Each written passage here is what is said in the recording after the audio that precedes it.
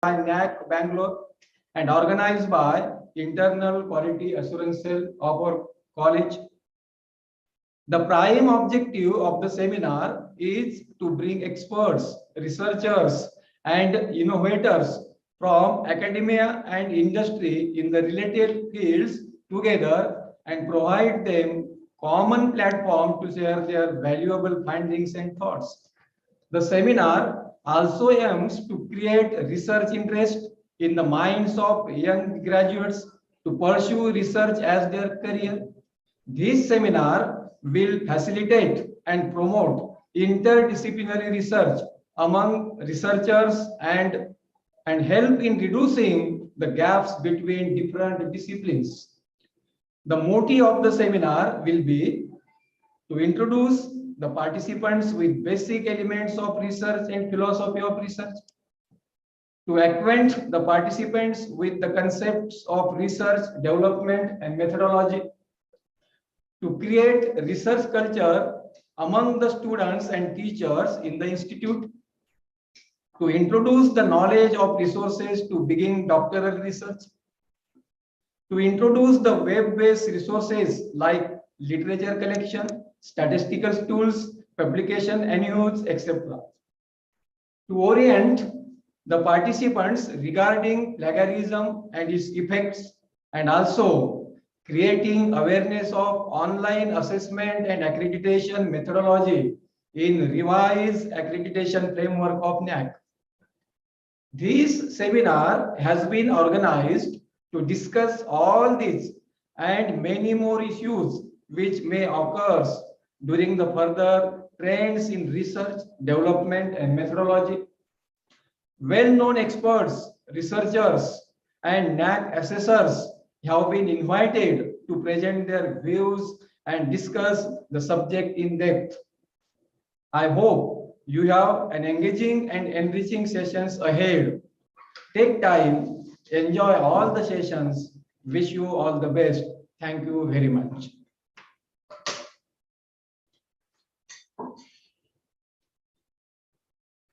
Thank you, sir.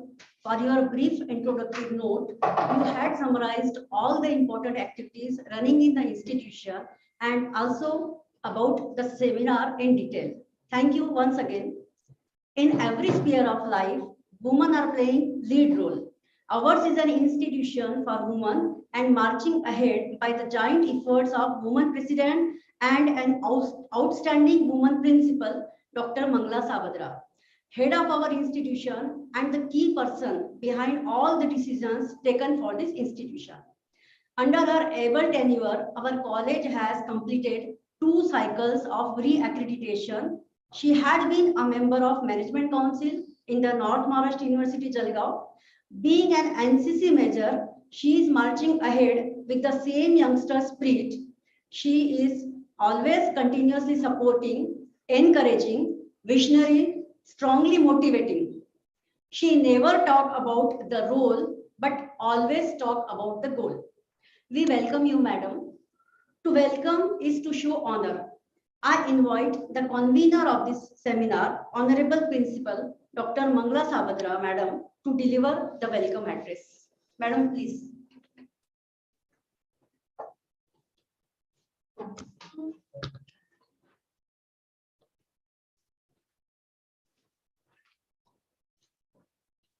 Thank you, madam. Good morning to one and all. As a head of the institution, I extend my warm greeting to everyone. Being a principal, I welcome all the dignitaries and the participants who are virtually present to witness this academic gathering and activity. Respected Honorable Professor V.L. Maheshwari, Honorable Vice Chancellor of Kaviyatri Bahinabai Chaudhary, North Maharashtra University, Jalgaon, Mr. Dipesh G. Kotecha, Shri Saraswati Vidya Prasarak Mandal's Director and the President of this inaugural ceremony, Dr. J.V. Dhanvij, who is a real pioneer of this workshop and the coordinator of the IQAC, the members of IQAC, and dear delegates. On such an occasion, I take a privilege to introduce this campus to honorable guests. It is said that half of the population belongs to women. 50% as we are. Many more are acknowledged for their potential and intellect. Credit goes to philanthropist and the man like late Motibhau Kotecha. He founded this institution in 1984 with the student strength of just 39.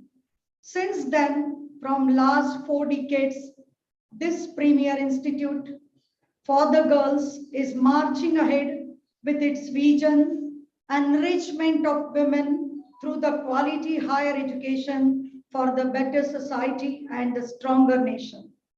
Thousands of girl students have secured their UG and PG degree in arts, science, and commerce management of this college. Some of them are successful to secure their ranks in the university merit list. We feel proud of our children. Presently, the institute runs 13 undergraduate and 5 PG programs. Along with this, the college runs 9 add-on and certificate courses which enable the students to develop their professional skills. For overall development, the institute has arranged academic, social, and cultural activities in the course of time. We have invited social change makers such as Mumbai se Dabe Wale, Popat Rao Pawar, Bhaskar Rao Pere Patil, Sadashiv Rao Amrapurkar, Vijayatai Bal, Aparnatai Ramtirthankar, Sindhutai Sapkal, Dr. Abhay and Dr. Rani Bang, Dr. Ravindra Kolle, and many more. On this occasion, I should mention that our teachers and students are committed for the services to the society. Solar power grid plant, vermicompost project, well-equipped gymnasium, water conservation, nursery, seed bank are available in this campus.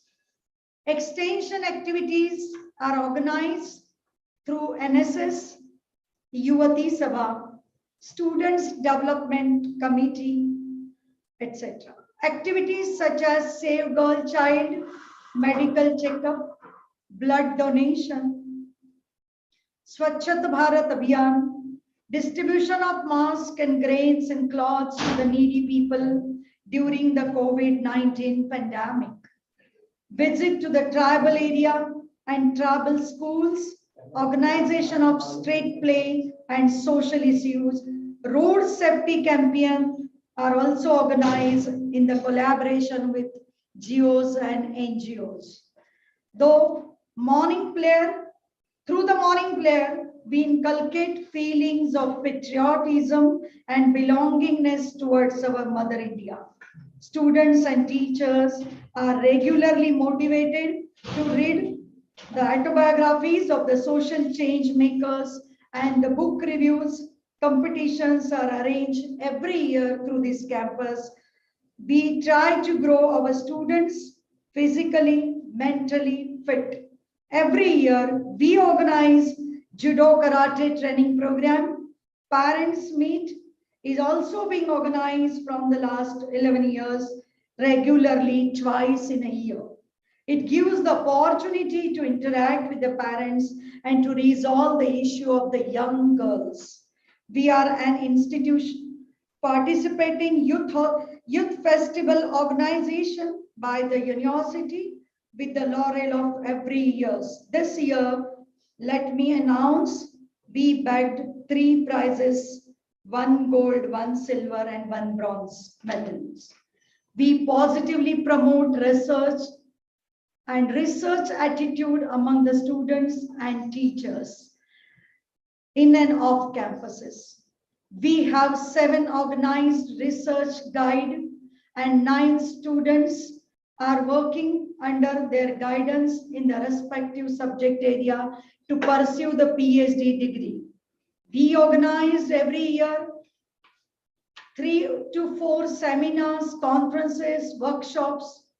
During this academic year, the university sanctioned one-day online seminar on the environment was organized by the Department of Botany and Zoology, and one syllabus restructuring workshop by the Department of Economics, which recently conducted. I'm sure this seminar will felicitate and promote research among the students and teachers at large. This will acquaint participants with the basics of research, development, and methodology. I appeal, dear delegates and participants, to take your time and expand the horizon of your research abilities and through your knowledge.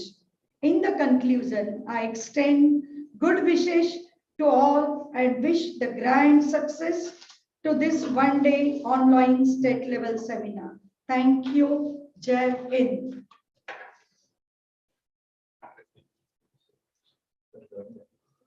Thank you, madam. Madam, you had detailed all the innovations, social, cultural, educational, curricular, co-curricular academics of our campus at a glance. You are powerhouse of all the activities, encouragement and inspiration for all of us. We feel supported always by your words. Thank you once again. At the very outset, I am delighted to welcome the inaugurator of this seminar. We feel honored to have with us the Honorable Chief Guest, His Excellency Professor V.L. Maheshwari, Honorable Vice Chancellor Kavyatri Behnabai Chaudhary, North Maharashtra University, Jalgaon. I heartily welcome you, sir. Sir, you hardly need any introduction. You have made all of us proud of your distinguished work in numerous capacities. You are one of the most celebrated dignity in various fields. I am also excited to feel blessed to introduce him. It's a great honor for all of us to have such an eminent scholar and academician. In his career, sir previously served as member of Senate, Academic Council, Management Council, and Chairman of Board of Studies in Life Sciences, Kavyatri Behnabai Chaudhary, North Maharashtra University, Jalgaon. He published more than 100 research publications in national and international journals.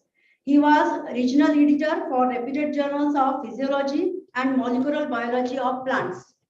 He was editorial board member of Indian and international journals on biopesticides. He was honorary fellow of Society of Science and Environment and Maharashtra Academy of Sciences. He is referee for several Indian and international scientific journals. He has been peer team member for National Assessment and Accreditation Council Bangalore during the year 2002 up to the year 2005 for more than 10 years. He was director of Internal Quality Assurance Cell of North Maharashtra University, Jalgaon. He was nominated member by the Honorable Governor of Maharashtra State to Board of Management of YCMOU Nasik during the year 2014 to 2017. He is campus representative of United States India Educational Foundation, New Delhi. He is nominated member of the Result Moderation Committee, SET, Pune University, Pune, UGC HRDC, Mumbai University, Mumbai. Sir has completed 14 research projects funded by various central government funding agencies.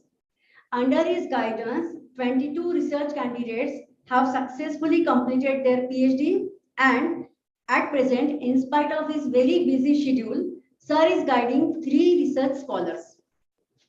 He has developed and transferred one technology to local industry and provided consultancy to industries in around Jalgaon and Mumbai.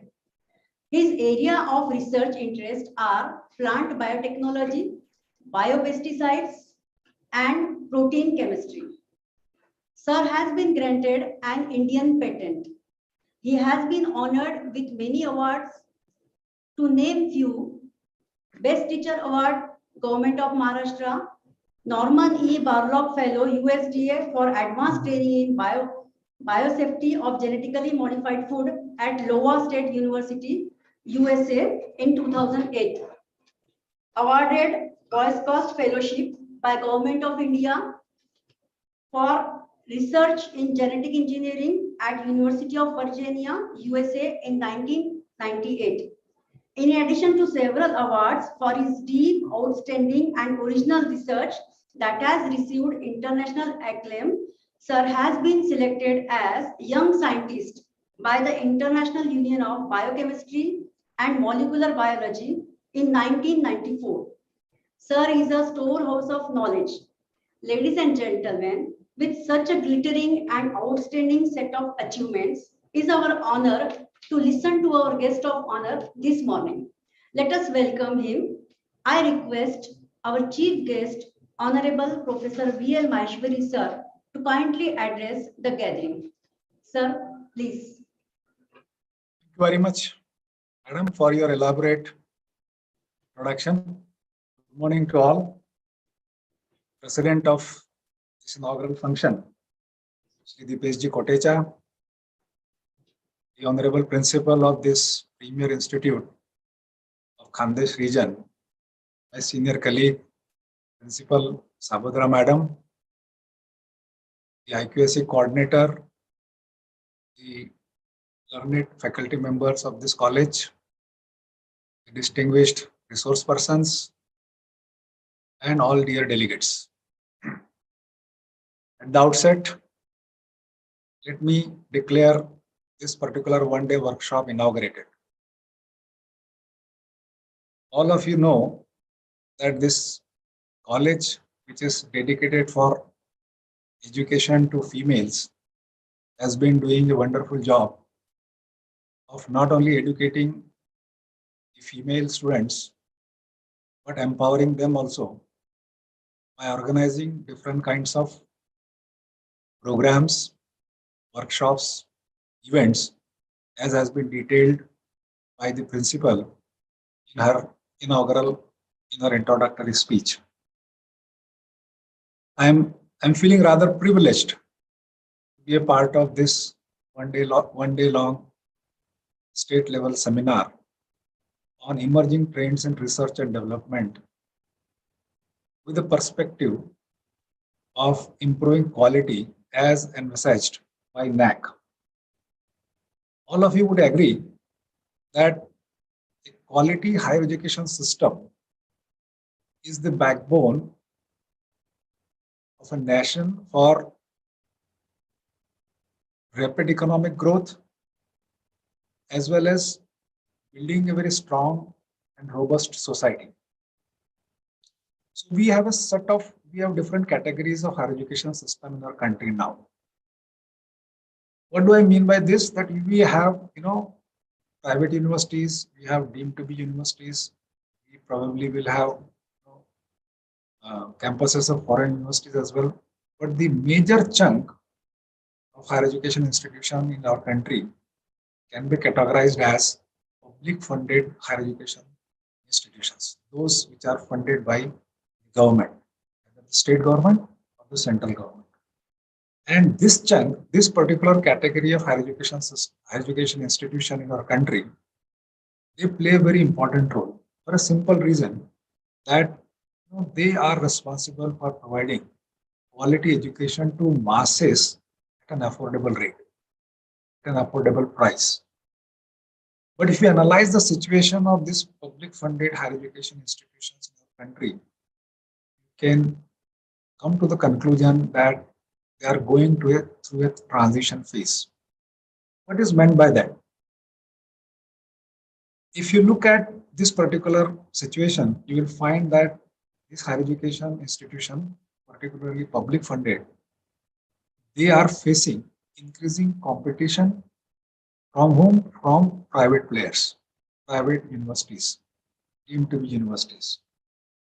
There is an increasing expectation from the stakeholders. On one hand, you have these two things, and on the other hand, you have a decreasing government interest and support in these public funded organizations. And there is a acute shortage of quality human resource in these public funded institutions, public funded higher education institutions. So unless we take corrective measure at this juncture, probably there will be a time that it will be a point of no return. We may see a situation what we are seeing today with respect to public funded school education. So another 20-25 years from now, the public funded higher education system may also see the same fate as we are seeing today for the public funded school education system. So it is important in this context that we sustain, we maintain the quality. And how do we assess the quality?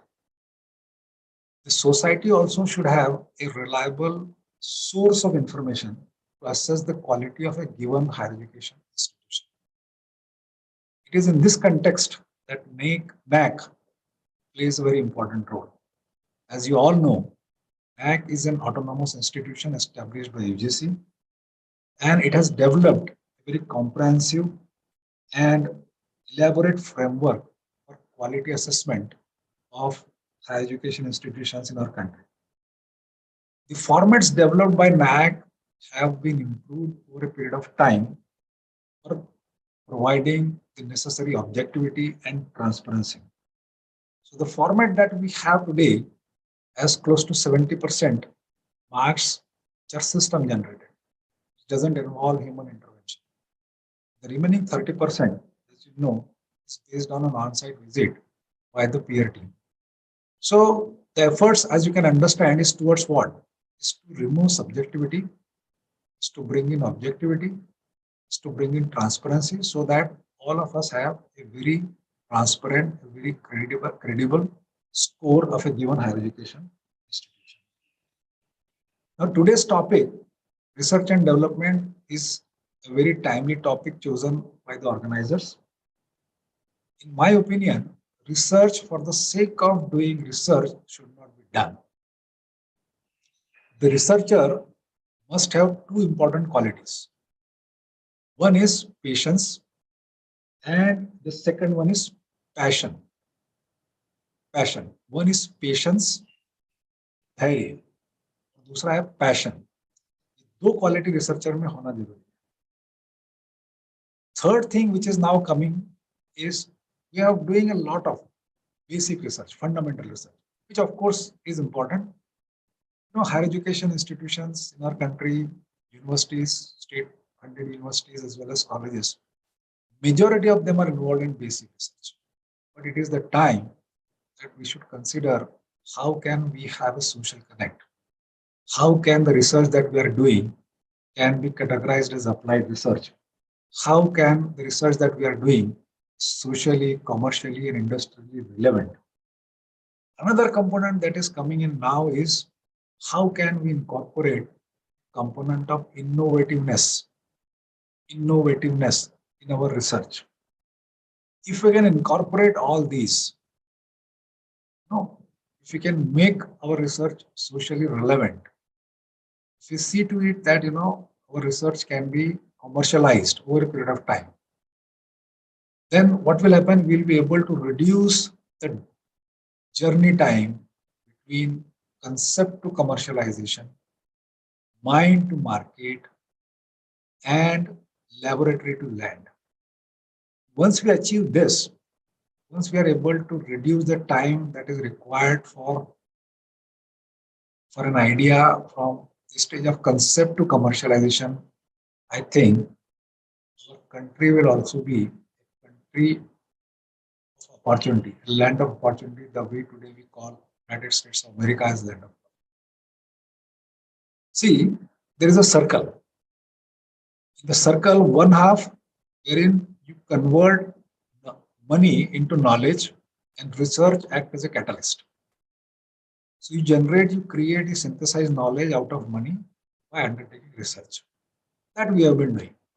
The other half of the circle is the knowledge that we have generated should be monetized. So the knowledge that we have generated should be able to create wealth. If it can create wealth, then only the country will prosper economically. Then only we will see changes in the quality of life of masses of our country. And this second half, where you are monetizing the knowledge, you are converting the knowledge back to wealth or money, is catalyzed by innovation. So I think it is the time all of us, those who are working in public funded higher education institution, be it guides, be it supervisors, or be it students, we should see to it that we have an element of innovativeness in the research that we are doing. Once we achieve this, then it will be like publish, patent, and prosper. That means there will be a there will be money coming into this particular field, and market forces will stabilize. Market forces will see that we have talent coming into this particular field. So besides the government efforts of promoting quality research, it will be the market forces that will determine which direction the country will go from here onwards. For doing quality research, we need quality infrastructure also. We need good laboratories also. We need good external learning resources, availability of learning resources as well. But above all, what we need is good conducive environment. We need very good ecosystem. We need operational freedom for our researchers. We need research which is free of bureaucracy. So all these positive interventions we'll have to do so that we progress towards quality research in our higher education institutions. I'm sure that this day-long workshop, the deliberations, discussions therein provide some direction this important topic. I really congratulate the organizers for taking or choosing a very right kind of a topic for deliberations. And I also thank them for giving me this opportunity to be part of this inaugural program. Thank you very much. Jai Hind.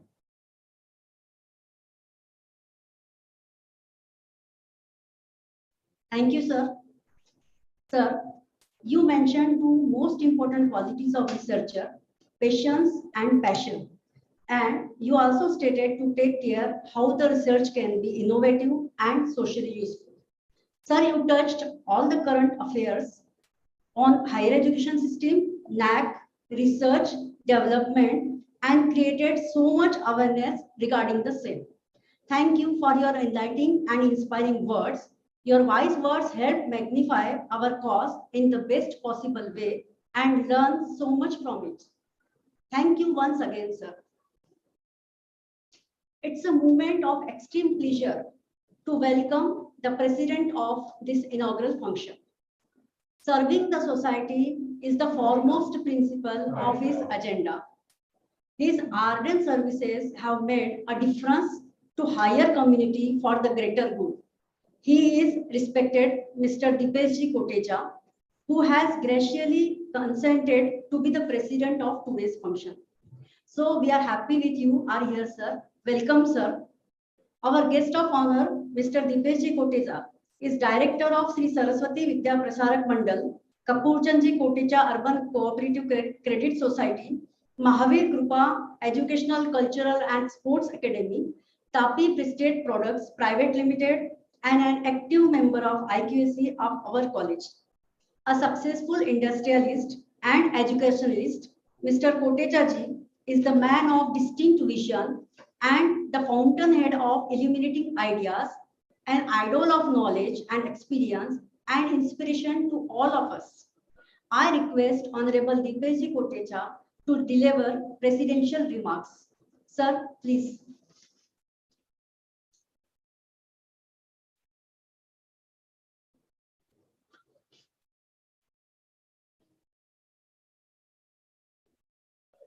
Sir, please mic unmute.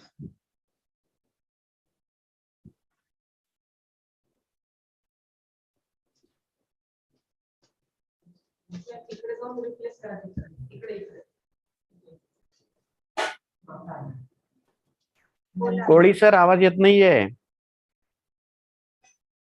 भाऊ mike unmute करा आपला. आपला mic नाही नाही नाही, it's a okay okay. hello now.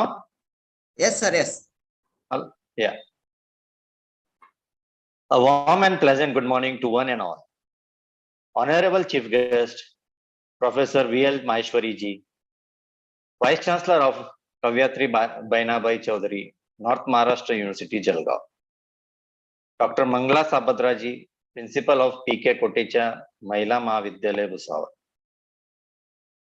Distinguished Speaker, Professor Nand Kumar ji Nikam, Joint Secretary of Shirur Shikshan Prasarak Mandal.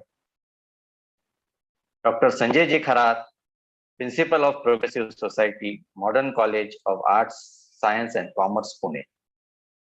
And R.M.G. Chitnis, Vice Chancellor of MIT World Peace University, Pune.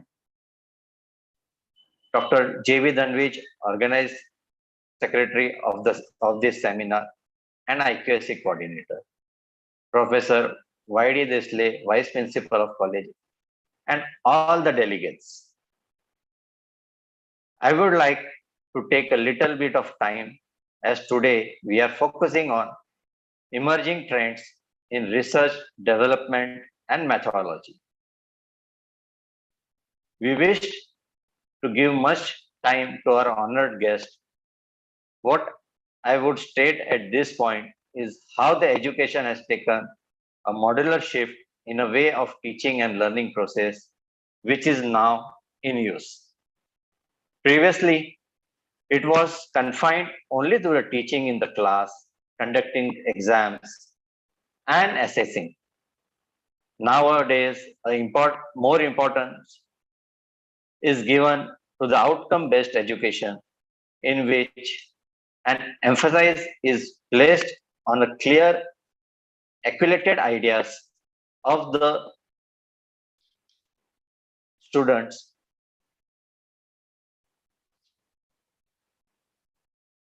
are expected to know and be able to do. We had our institute recognized by a national body like NAC. They have not only assessed the infrastructure and faculty available, but also the teaching and learning process that reflects the outcome of the student.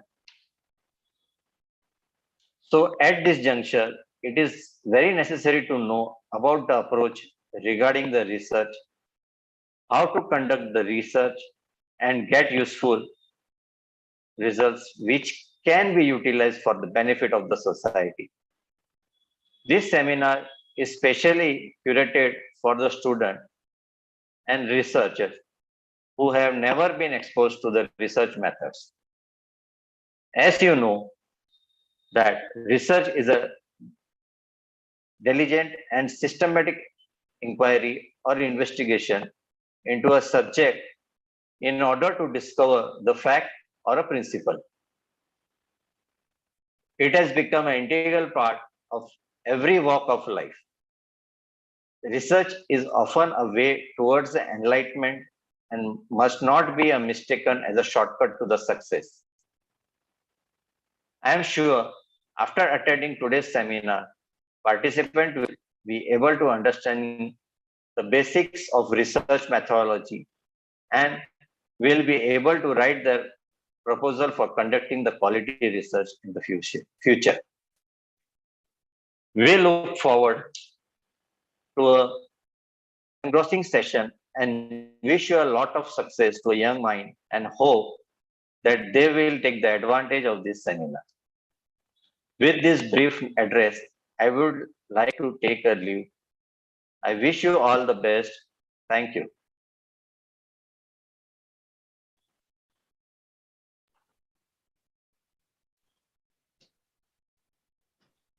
Thank you, sir. Thank you for insightful and knowledgeable speech. Your in-depth knowledge in various aspects definitely enlightened all of us today. Thank you once again. A devoted teacher who have been the key people in helping this throughout to design and to make this seminar successful. Head of the Department of English and active IQAC member, Dr. V.S. Patil. I welcome Dr. V.S. Patil, sir, to express vote of thanks. Sir, please.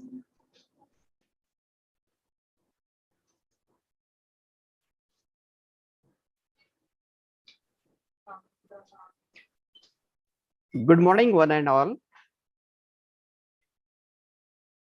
Where search come to dead end, there begin research. Where research come to its dead end, there is a fall. Taller today, we remember once upon a time, Kodak, Nokia, HMT had their monopoly in the market. They did not pursue research and hence they got extincted from the user world. The world would have been in a stone age if there had not been research. Honorable dignitaries and delegates, let me quote, really, this wonderful world and its development is only due to research. Research brings about innovation and development that add more beauty to the world. COVID-19 would have been a threat to the mankind if there had not been vaccines. Covishield, Covaxin, Pfizer, Sputnik are the gifts of research due to which we are safe today interacting with each other. That research is boon. That research is a boon which saves lives of the mankind. Let's hope today's seminar will be a step ahead that will direct the scholars to pursue research for the good of the society. Honorable dignitaries, we're at the close of inaugural session and I'm supposed to offer vote of thanks.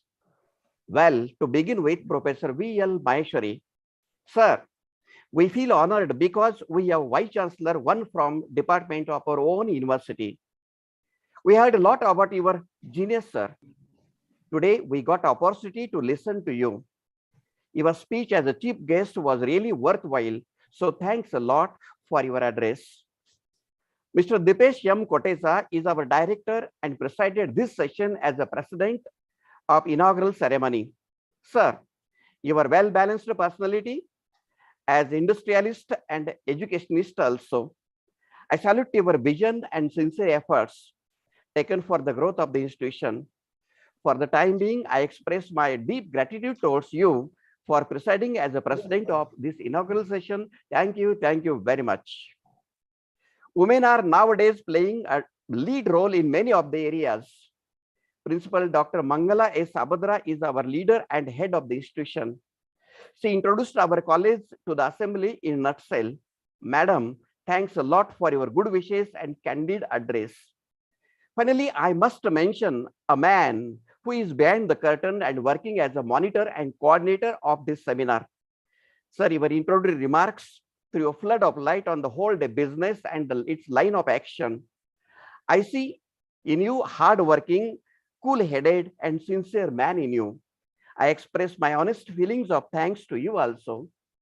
Finally, this festival of knowledge would not have been graceful if there had not been participants. You are going to add, dear participants, you are going to add beauty in the occasion. Please cooperate and bear with us.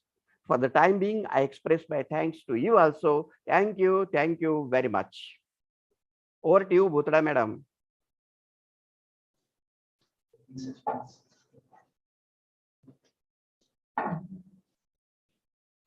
With the permission of Honorable President of the function, I here declare that the inaugural session is over and now the next session is beginning soon.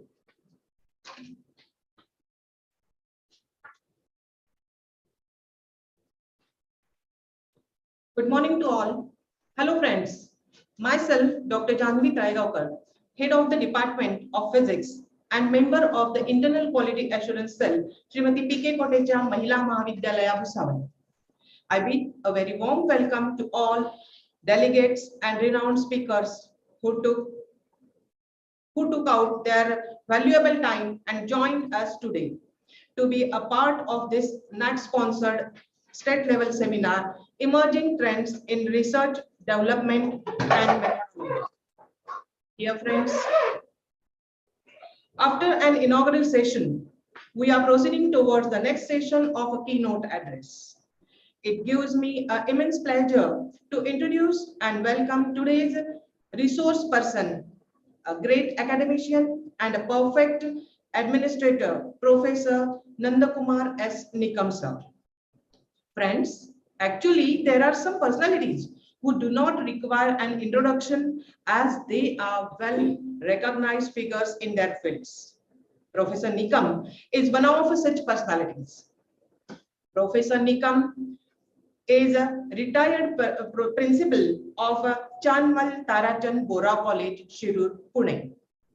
Friends, presently he is working as a member of a management of IQAC of CT Bora College, Shirur, Pune.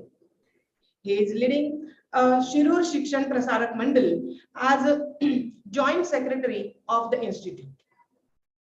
He was former Senate member of Savitribai Phule Pune University.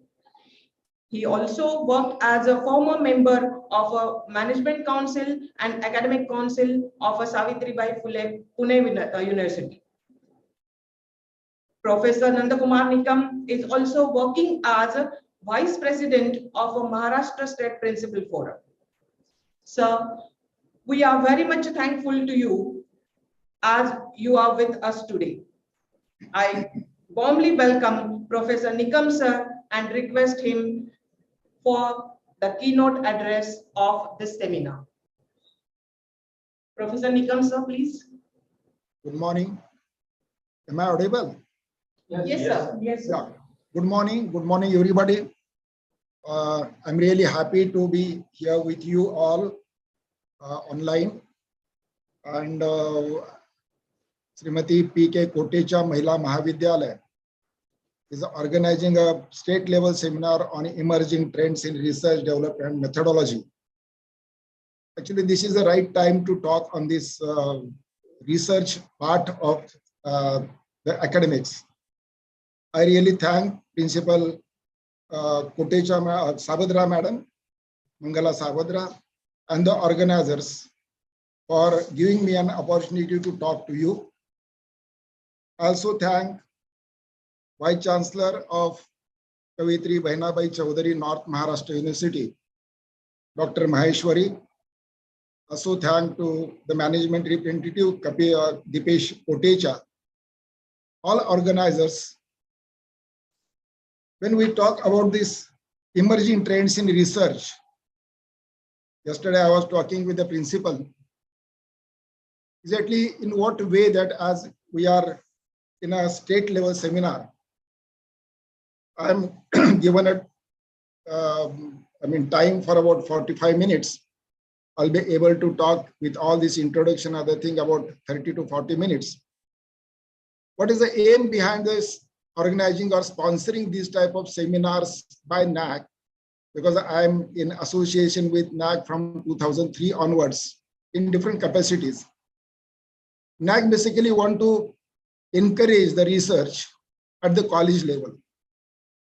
Research may not be at the top level or at the national or international level.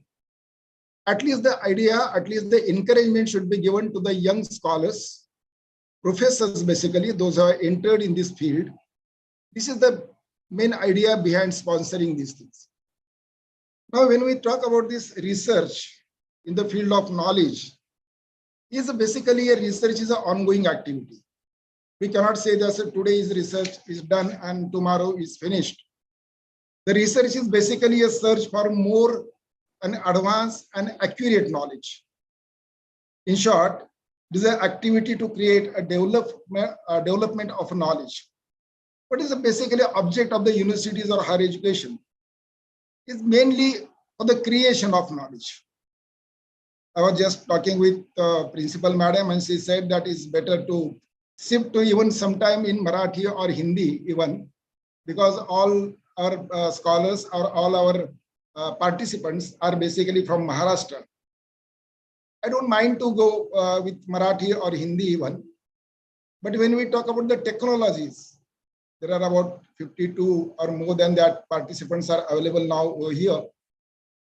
Basically, research is a journey from known to unknown, or we can say that is a journey from known to better known. This can be expressed this way. whatever you know in your field can be better known by the research or with the help of the research. Now, the way the research is to be done? Basically, research is a re and search. Whatever the things are searched already by somebody is to be given another aspect and search it from the different angle, because the fields are changing, the society is changing. And when we think about this data collection or the documentation or the critical analysis or a systematic inquiry, all these aspects of this research involves in all the fields. When we think of the field of the pharmacy, field of the medicine, field of the engineering, or the social science and the general science, or even the commerce and economics, the methodologies may change, or the methods may change, the techniques may change to some extent. But certain things are quite normal. When we think about this research, is basically collection of material with the help of the documentation. Then research and methods. When we talk about the methods or methodologies, there is a slight difference between the methods or the techniques and methodologies.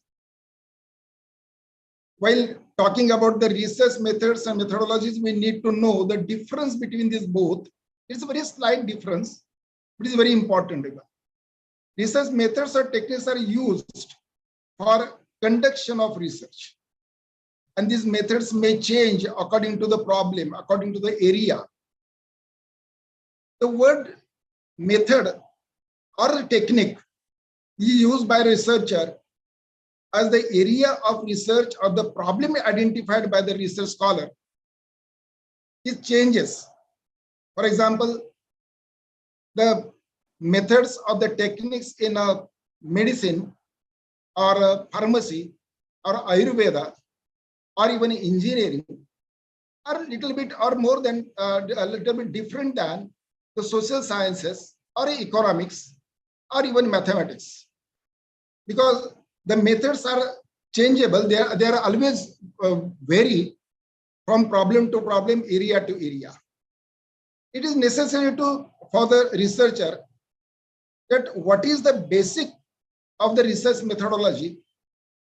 The researcher has to give a logical and critical base to his techniques, to his methods, which will go to the methodology. And the methodology again may change according to the need of the area of research or the problem. When the research scholar identify the problem, it might have been searched by some other scholar earlier. And any aspect which is developed later on can be searched, can be discussed, or can be analyzed by a fresh scholar or a new research scholar. When we come to these methodologies or these types of methodologies or type of research, from these types we can make it more clear. The new concepts are always at the base of any research. Any research goes with some concepts, and these concepts are mainly new concepts comes up with the new ideas. Naturally, research methodologies also differ according to the need of the search problem or a research problem or research area. Traditionally, we get about 8 to 9 methodologies or the research areas, what we call as a quantitative research methodology. It actually, the names of the titles even explains, it is a self-explanatory quantitative research methodology. In the qualitative research methodology is a quantity and quality. Then the descriptive research. Then the analytical research is another type, or the another part is the analytical research. As you will definitely say that, is there any separate area of analytical research? Actually, whatever the material is collected, by the scholar at the initial stage is to be critically analyzed with the help of the guide, and that is the analytical research. Then we go to the, which is very popular nowadays, that is the applied research. The research should not be only the basic research, but that basic research should be also applied one. The next type is a fundamental research. Then exploratory research and the conclusive research. These are normally what we always say. There are many other types also coming up during this period. That is the research. One can add many more methodologies or types of research in the above list as I read this one. When we think about this activities or the quantitative, qualitative, descriptive, analytical, applied, fundamental, all this research always goes on. Nowadays, when we talk about the new trends, there are emerging trends in research. First point that can be mentioned over here, that is the research is becoming more and more complex, our collaborative activity. Secondly, there is an ongoing focus on application, social impact, and commercial return of an academic research. It's a very important one. When it becomes applicable somewhere, it is becoming commercial one, and people expect commercial returns from the academic research. And thirdly, the technology has growing impact on this research activity. The technology becomes a tool, important tool. And because of this technology, more complex and collaborative research across the disciplines become more easy one. When the technologies were not available, when we talk about the 10, 15 years back, when the research scholar used to go to the laboratories or the society and get the surveys, it becomes very difficult for the research scholar to collect the data, even to analyze the data. Nowadays, with the help of this technology, it becomes faster, as well as it has less, rather corrections are less. So the things are more faster that have changed one. With this one in Western countries or the universities, the new concept has come up, and that is named as the Research Navigator. Actually, we don't have this idea of Research Navigator. We can say that our guide for the PhD or MPhil or any research things, that is Research Navigator is there. This is actually a group of staff. They give you a collection, they give you analysis, they help you in a laboratories, they help you to collect the data from the society. So these are the research navigators, and they also help in preparing projects. This new concept has come up in a Western universities nowadays. It is coming up in the in Indian universities also. So this research navigators, scholars nowadays for the better research, and by guiding this research, and they also create some infrastructure, laboratories, as now the Vice Chancellor sir was talking. For the good research, there needs a good laboratories, good infrastructure, good data available, good analysis.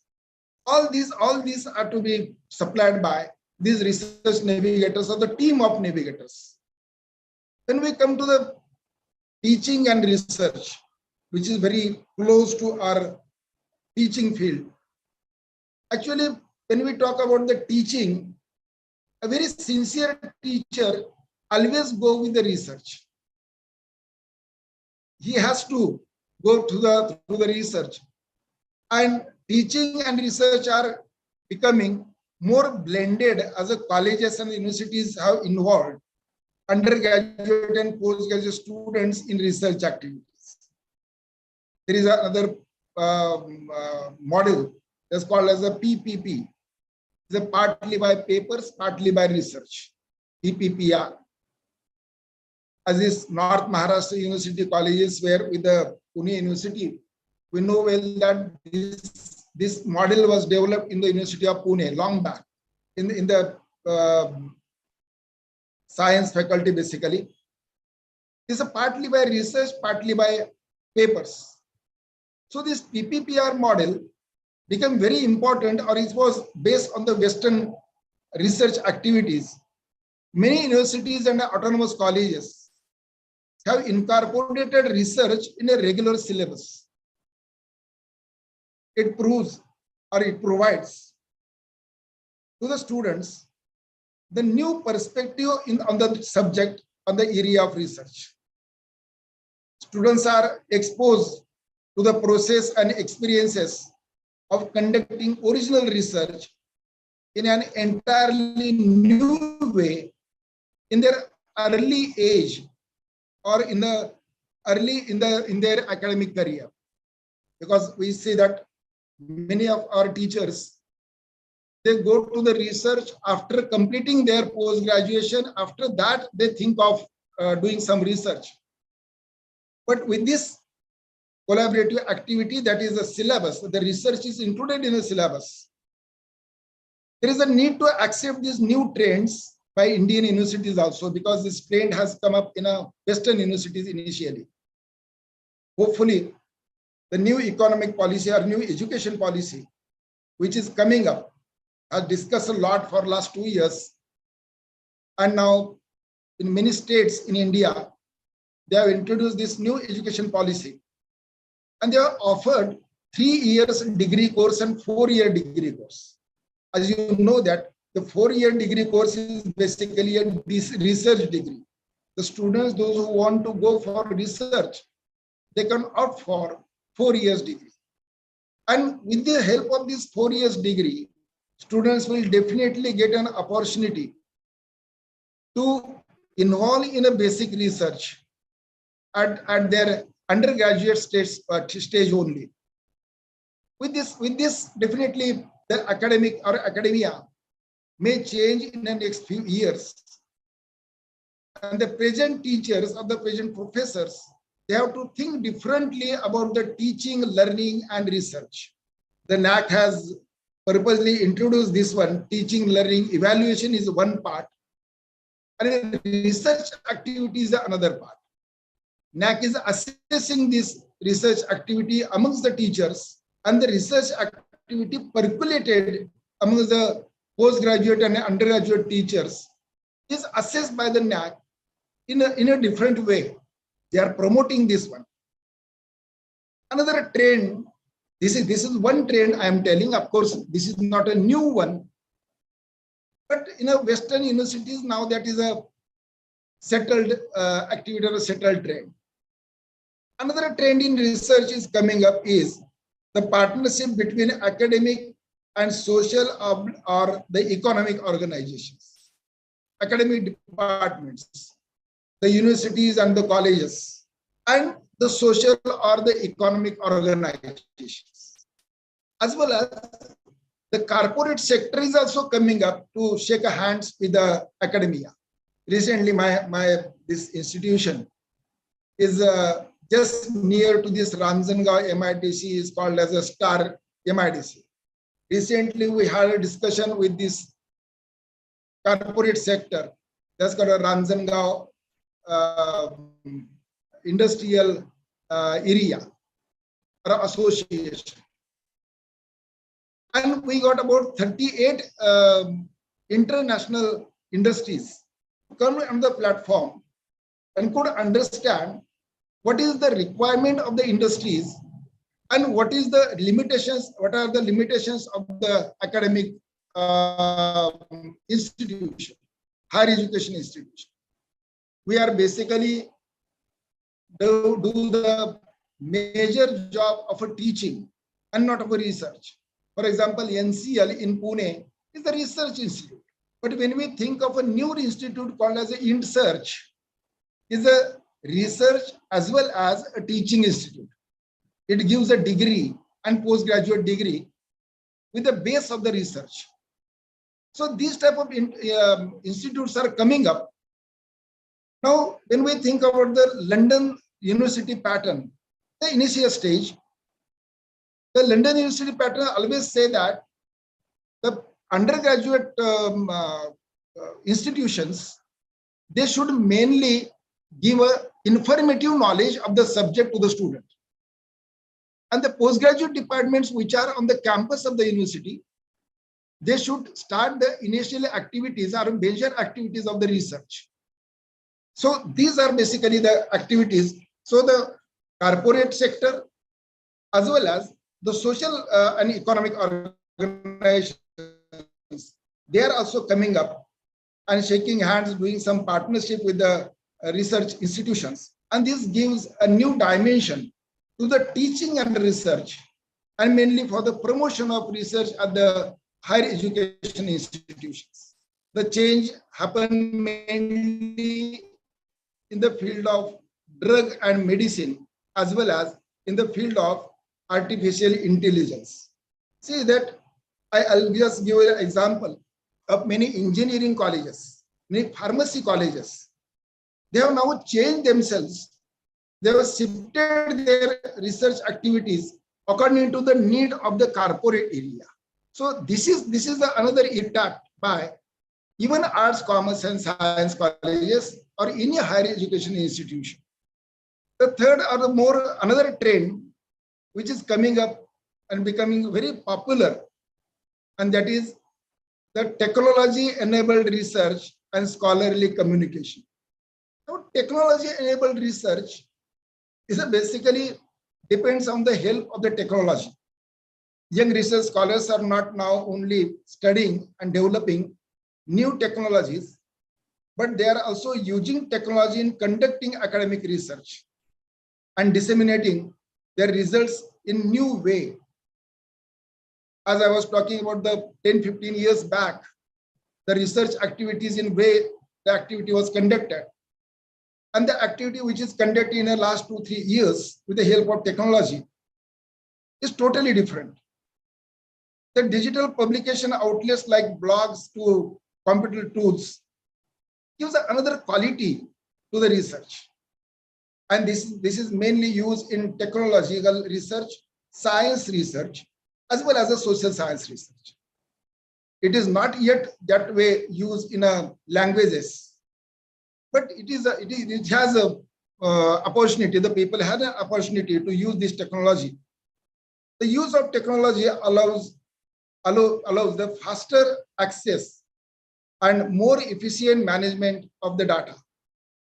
Actually, as I discussed that with this technology, we can arrive at the decision quickly, rather in a minimum time, which is also useful for a research scholar. The research conducted with the help of computer or simulation in many things become easy, faster, and more correct. So more correct is very important. Because when we go to this research, we go to the more correct knowledge, the advanced knowledge. There's a known to more or a better known area. So this more correct is very important in this digital age. Naturally, the new trend in the field of research has become popular, that is with the help of technology. And many universities and research institutions have established workshops even to assist the research scholars in the field of knowledge or different fields of knowledge. I'm talking basically from the Western age or Western area. The universities have established their workshops, laboratories, and many universities have shifted their stance and they started shaking hands with the corporate area with the help of this technology.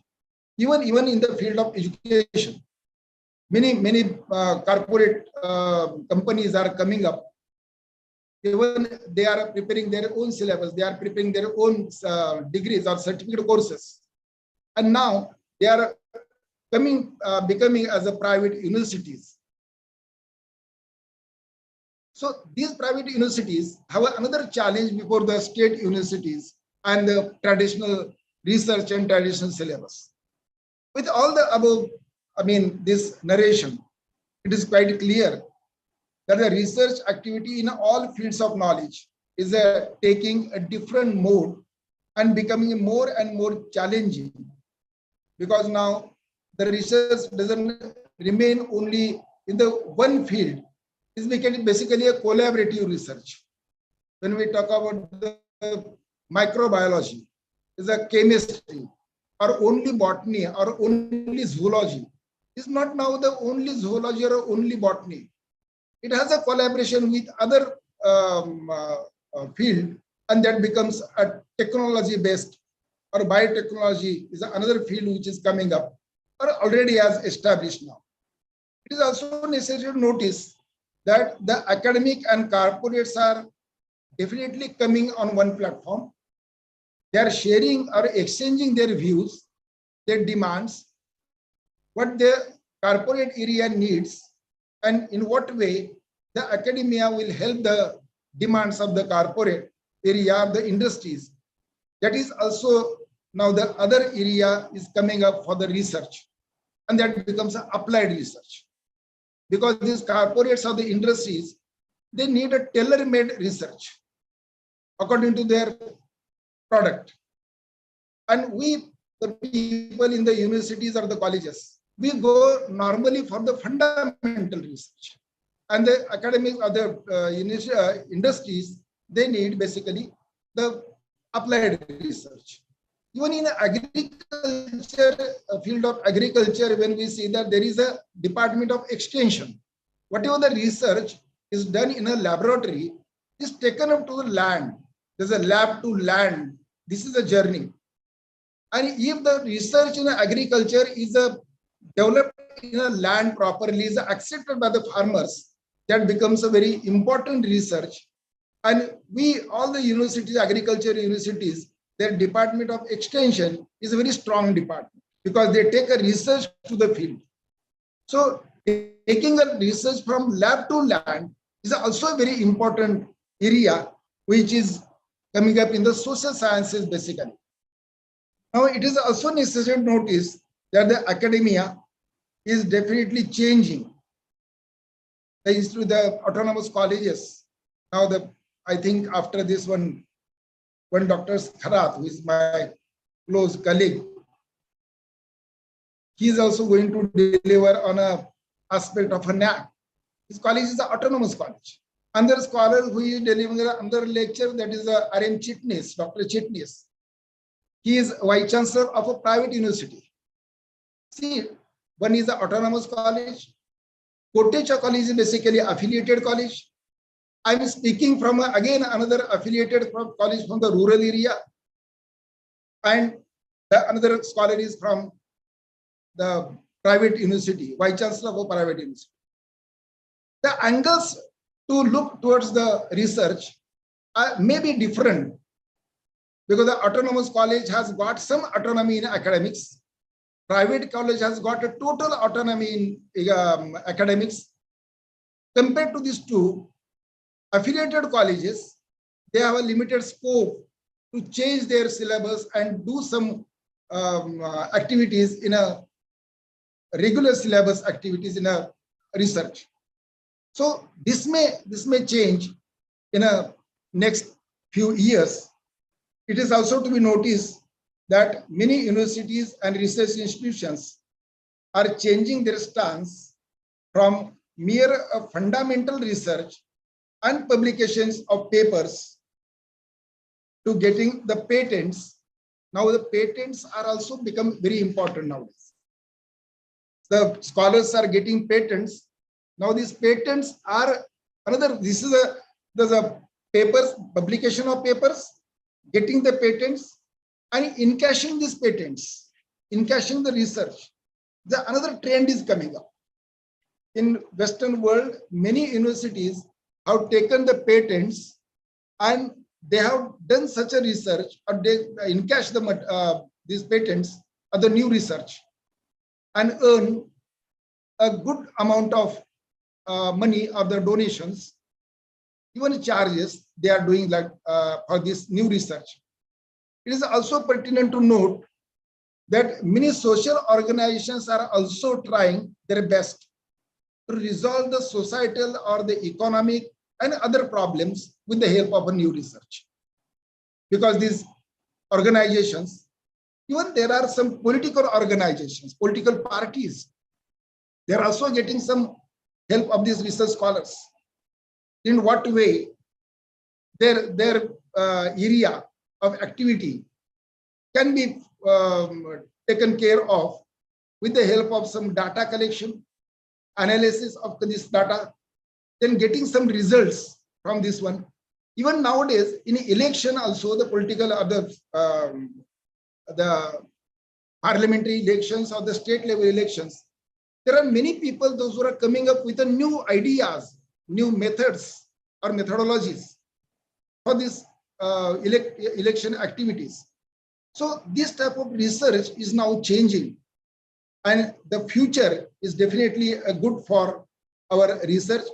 The only thing, there is a arts, commerce, science colleges or the traditional education colleges, they should change themselves and they should do some experiments in their syllabus, which is not yet permitted by the universities, but at least the autonomous colleges, the private universities, and even the affiliated colleges with the universities, they can start with the certificate and diploma courses with the base of research. This research may not be the top end research. This may not be the research which can be compared with the Western scholars, but definitely we can start it. We can initiate the activities at the early age of their career of the students. This is basically the introduction, or what is the opening to this seminar, because the other two scholars, Dr. Kharat and Dr. Chitnis, they are speaking mainly on their different ideas, because I know both of them very well. They are good friends of mine. And Dr. Kharat and the Chitnis, they will definitely sharing their views. Kharat is basically from science. I think he is available over here. And Dr. Chitnis is from commerce. So I'm basically from the social science. So I have just opened the topic, the keynote address, or the person who is talking, doing some address on the keynote is open the lock of the seminar. I think I have done something, I have spoken something which is to just initiate the discussions, initiate the topic of the seminar. Again, at the end, I thank once again the principal, Dr. Sabadra Madam, organizers, and all participants for giving me an attention and listening for this time. Thank you. Thank you very much.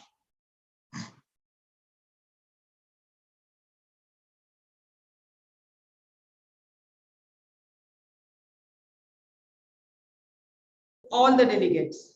Sir, you introduce us with a new trends in the interdisciplinary research and creation of knowledge, the concept, the patents, how to catch the patents, and all these concepts will really help for the teachers and the researchers to cast their research path. Thank you, sir. Thank you very much. Friends, now we will proceed towards the next speech, that is the keynote, the invited talk. The first invited talk of this today's seminar. Now it is a moment of a great pleasure to welcome the eminent speaker of the first invited talk of the today's seminar, Dr. Sanjay Kharagpur. He is an efficient teacher, a leading researcher with a proven capabilities as the principal of a progressive education society, Modern College of Arts, Science and Commerce, to share and hone as an academic course as a leader of the upcoming and leading college of Pune since 2008. A die-hard academician and administrator. Instrumental in the instilling a strict sense of a responsibility and discipline among the staff and student bodies, giving them adequate freedom to in a thought and action of optimal performance. Dr. Kharath, he has a more than 29 years teaching experience and 24 years of a research experience.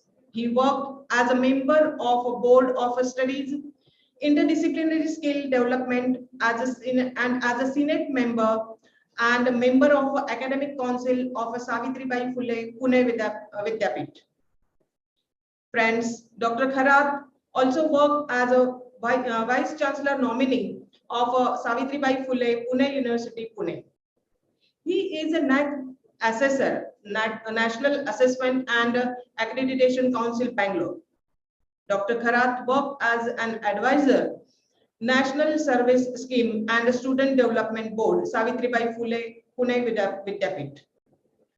He is also the part of Yashoda Pune. As a zoology professor, Dr. Kharath chaired various positions as a member of a board of studies of zoology, then director of Association of Zoologists India, director of histopathology department, Talks India, Pune. He is also a life member of Indian Fishery Association, Mumbai, and Society of Fishery Economics and Development, Hyderabad. He is also a life member of Indian Red Cross Society, Youth Red Cross Pune, and there are a lots of awards and acknowledgements to his credit. Friends, he along with his academic, all the other academic degrees, he bagged a degree of LLB and MBA. And as the lot of awards and acknowledgements are credited on his name, the best innovative college award at the by the hands of Honorable Government of Maharashtra. Now here the efficient energy conservation and management state level first award given by the Maharashtra Energy Development Agency. Also, he worked with the various UGC schemes like a development grants, BWOP program promoting research. Dr. Kharath also secured some personal awards like Jagannath Rathi Award, the Best Principal Award of Savitribai Phule Pune University, the Senior Scientist Award from the Environmentalist Association Ranchi, the Best Teacher Award from the Pune Municipal Corporation, Pune. Friends, Dr. Kharath worked and completed in total 12 research projects funded by various funding agencies. He is a recognized research guide of Savitribai Phule Pune University. Under his guidance, 2 students completed their PhD degree and one is submitted his thesis and awaiting for the degree. 4 students are currently working under the guidance of Dr. Kharath. Friends, the number of books, e-books and VCDs are authored and published by the name of Dr. Kharath. 42 research papers in a peer-reviewed journals are published by Dr. Kharath. He visited various countries for the research purposes, like that Center of Research and Applied Innovation in the Spain, and presenting the Savitribai Phule Pune University under the International Exchange of Expertise, Innovation and Technology Transfer. He also visited that Bangkok, Thailand, Malaysia, and so many countries here to transfer and to connect with the various research and academic purposes. It's our pleasure that such a dynamic personality is with us today. Dr. Sanjay Kharagpur, we welcome you from the bottom of heart and request you for the invited talk on the topic changed goalposts, NAC re-accreditation processes. Welcome, sir.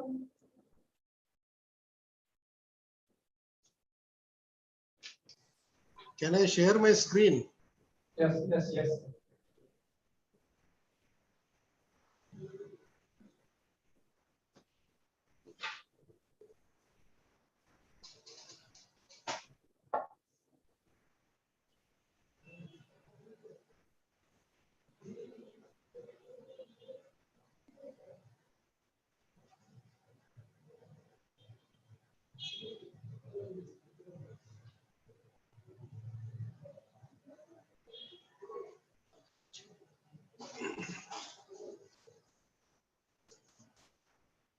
Thank you very much for a very extensive introduction. And I'm thankful to Kotecha Women's College for inviting me to have a word on a topic related to NAC. Now, opening remarks made by Honorable Nikam sir, in which your topic is assigned to research and development. And as this seminar is sponsored by the NAC, I'm going to speak on whatever the changes which are there in accreditation process and role of research in accreditation. Very much thankful to all the authorities of Kotecha College, principal, all faculty members, IQAC coordinator, and dear participants.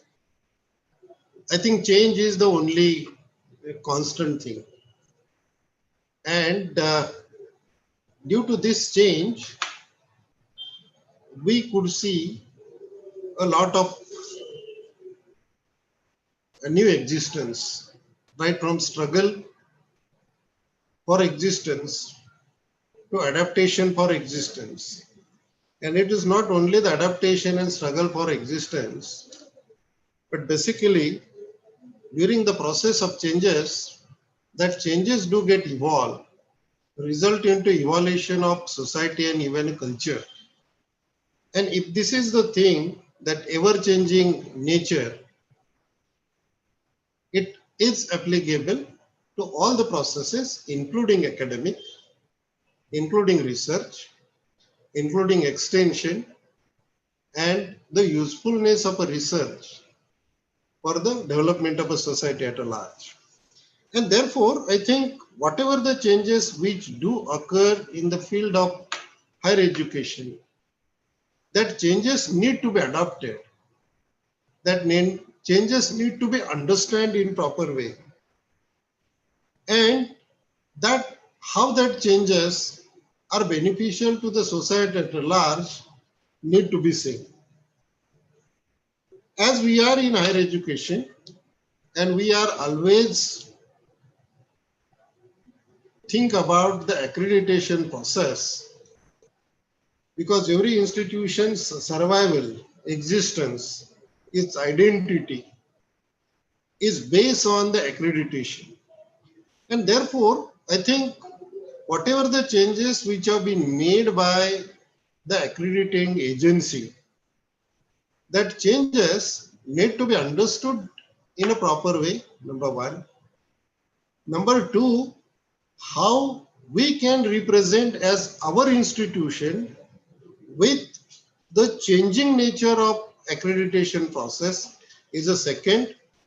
And the third, how we can mentor our teachers and all our stakeholders to adopt, to accept, and to practice the changes in accreditation process.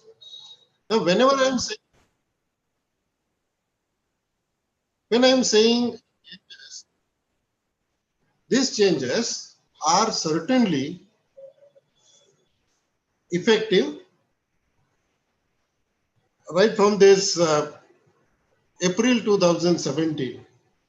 And as we know that very shortly, in next month only, again the new changes are expected from this the NAC. And these are the drastic changes. Because whatever the present scenario of 7 by 96 or 7 by 121 matrix will be get changed into 7 criterions and 56 metrics only. So there will be a tremendous change. But to adjust and adopt, to understand this 56 matrices, we have to understand in a proper way what were the existing process, what subsequent changes have been made during the process, and accordingly, we can prepare our staff members, we can prepare our stakeholders with the changing accreditation system. I do remember in 2020, late Ganesh Hegdeji had invited us on one committee. Unfortunately, Ganesh Hegde is not with us, but we have a great memories with him, about him. And he had invited us on one committee which was related to changes to be made in AQAR. That whatever the present annual quality assurance report we are submitting online, we are happen to be there to make appropriate changes in the guideline.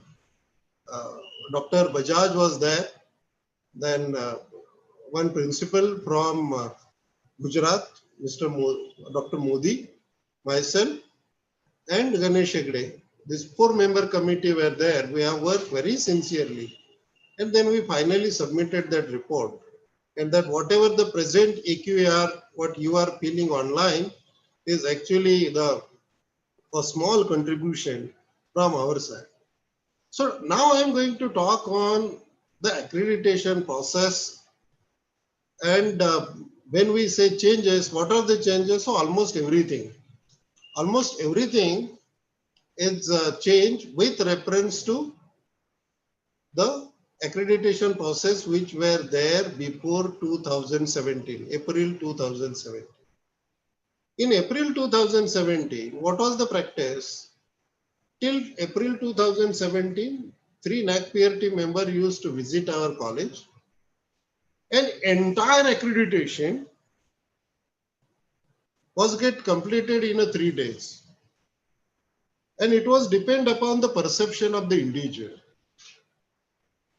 And perception of the individual, quality parameters of the individual may varies from person to person, because it is a relative. Because sometimes it happens that if I am a teacher of zoology, and if I had been happened to visit a department of mathematics, or the department of statistics, or the department of economics, I may not be enough competent to assess the work which have been done by the faculty members of that college. And therefore, there were a lot of subjectivity in the accreditation process before. There were many complaints even made by the higher educational institutions. And therefore, the NAC have come up with a very fascinating, a measurable, but at the same time robust mechanism of accreditation, where the quantification, quality assessment, and actually involvement of stakeholders in accreditation have been initiated. In a previous day, we used to send a letter of intent. And after the letter of intent, we do get a 60 days for submission of SSR. But now, once we submit the IIQA, Institutional Information for Quality Assessment, we do get hardly a 45 days. And these 45 days are not enough. And therefore, nowadays, it is expected that the institution have to prepare their SSR before submitting their IIQA. So therefore, this is a drastic change in the nature In the present scenario, there are fragmented authorities. That first one, which is related to SSR online filling, and you are submitting online, where in the previous days we used to submit the hardbound. The second is nowadays there are multiple parallel assessment. The moment your SSR is accepted, the assessment process is going on one side, student satisfactory survey, all the questionnaire is sent to our student, and they do get a feedback from the student to understand our teaching learning process, to understand participation of a student on project-based learning, to understand whether we are giving the enough exposure to the student for the research, whether the institution have made an ecosystem for the research. So all this assessment is done independently with the student. That is what we call it as a student satisfactory survey, no doubt including the infrastructure which we are providing. The another part is a data validation and verification. Whatever the quantitative metrics, the data which we have filled in SSR, and the supportive document which we have uploaded, and that uploaded document are verified by data validation and verification team, which is independent third party assessment. And the third component into the assessment is a peer team visit, where 3 members supposed to visit your institution for 2 days. And now there is even a small change.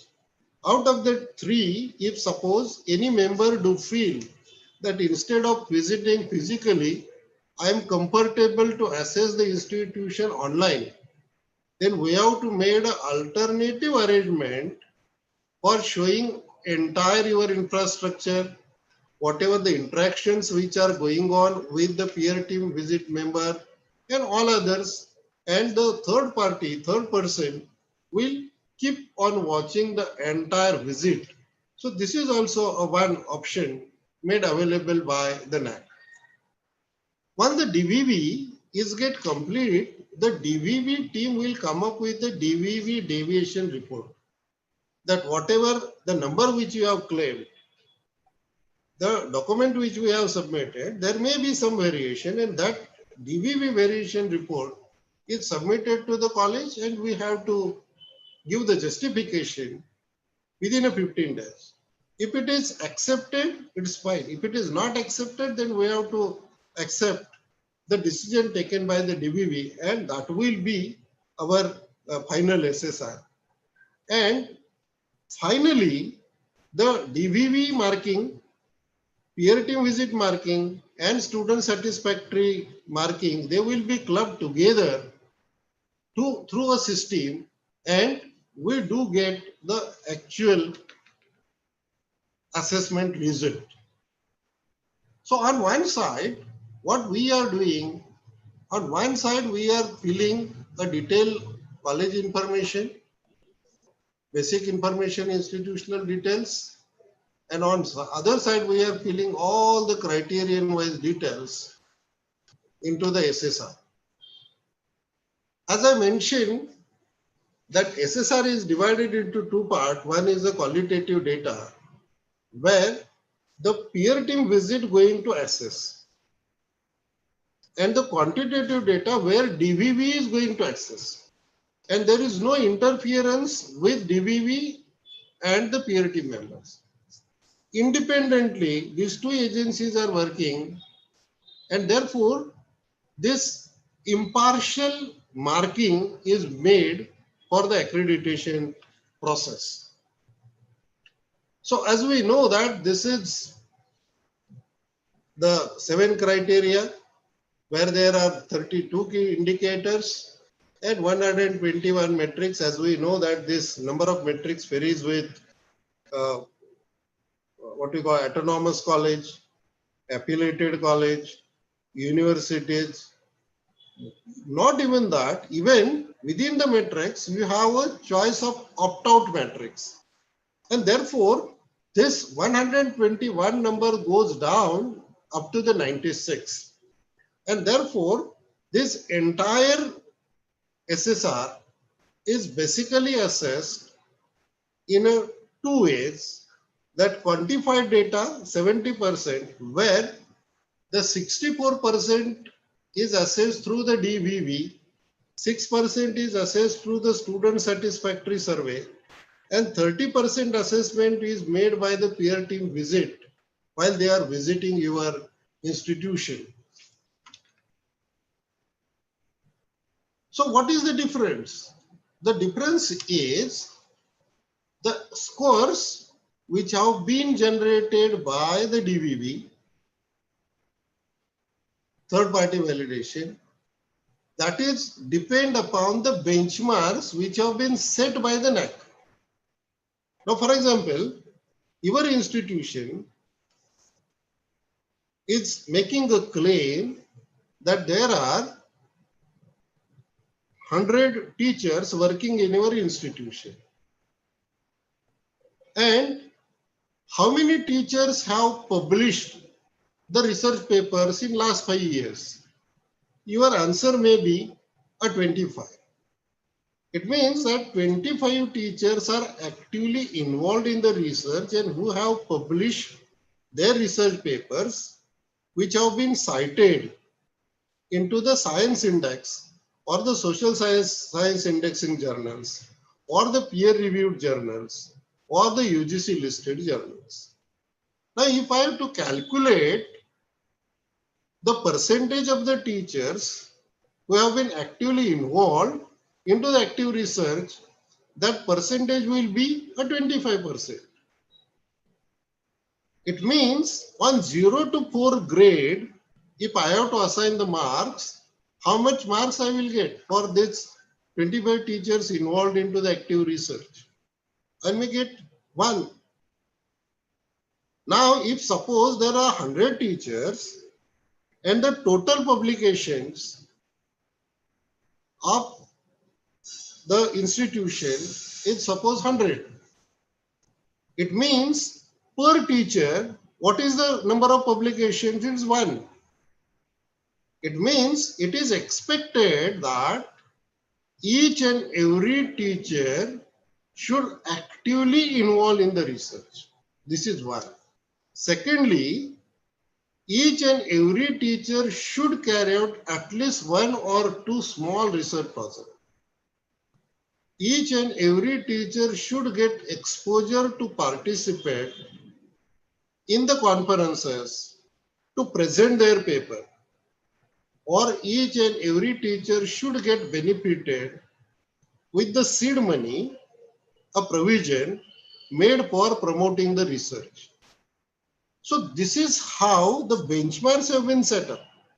But in a real fact, colleges do not have the teachers having 100% active participation in research, 100% publication in terms of research papers, 100% in terms of publishing books, 100% in terms of writing or getting the patent, or the teachers actively involved into the consultancy. And therefore, with reference to that benchmarks, whatever the data which have been filled into the SSR, as the DVV is going to verify in terms of a percent, and accordingly the marks are assigned on 0 to 4. And therefore, I think this is affecting very profoundly, precisely on the accreditation results of the institutions. And therefore, I think with reference to today's seminar, instead of paying attention on a few teachers or the research, we have to make it sure that how each and every teacher will get involved into the research. Fortunately, being affiliated colleges or even autonomous colleges, you have a provision of a research project, especially for the PG, postgraduate. That postgraduate research project can be converted into a good publication, quality publication. I do understand there are some limitations for the teachers from social sciences and the commerce, that they may not have enough journals who have been grouped into the social science index journals. But now we have to develop a habit to search the journal. As the UGC care list is available, we have to identify, we have to target the journals. Many times it happens that our teachers do publish their research papers in a predatory journals, and that predatory journals doesn't count anywhere into the publication. And this is very, very alarming signal. This is affecting very badly on the assessment accreditation, and many institutions do get a very less marks into the criteria 3. And therefore, I think on the occasion of this one-day seminar, we have to pay attention on this important part. See, the NAC process, what we used to do, we do fill institutional information for quality assessment. Then whether that IIQA is accepted or not is reflected on your institutional portal.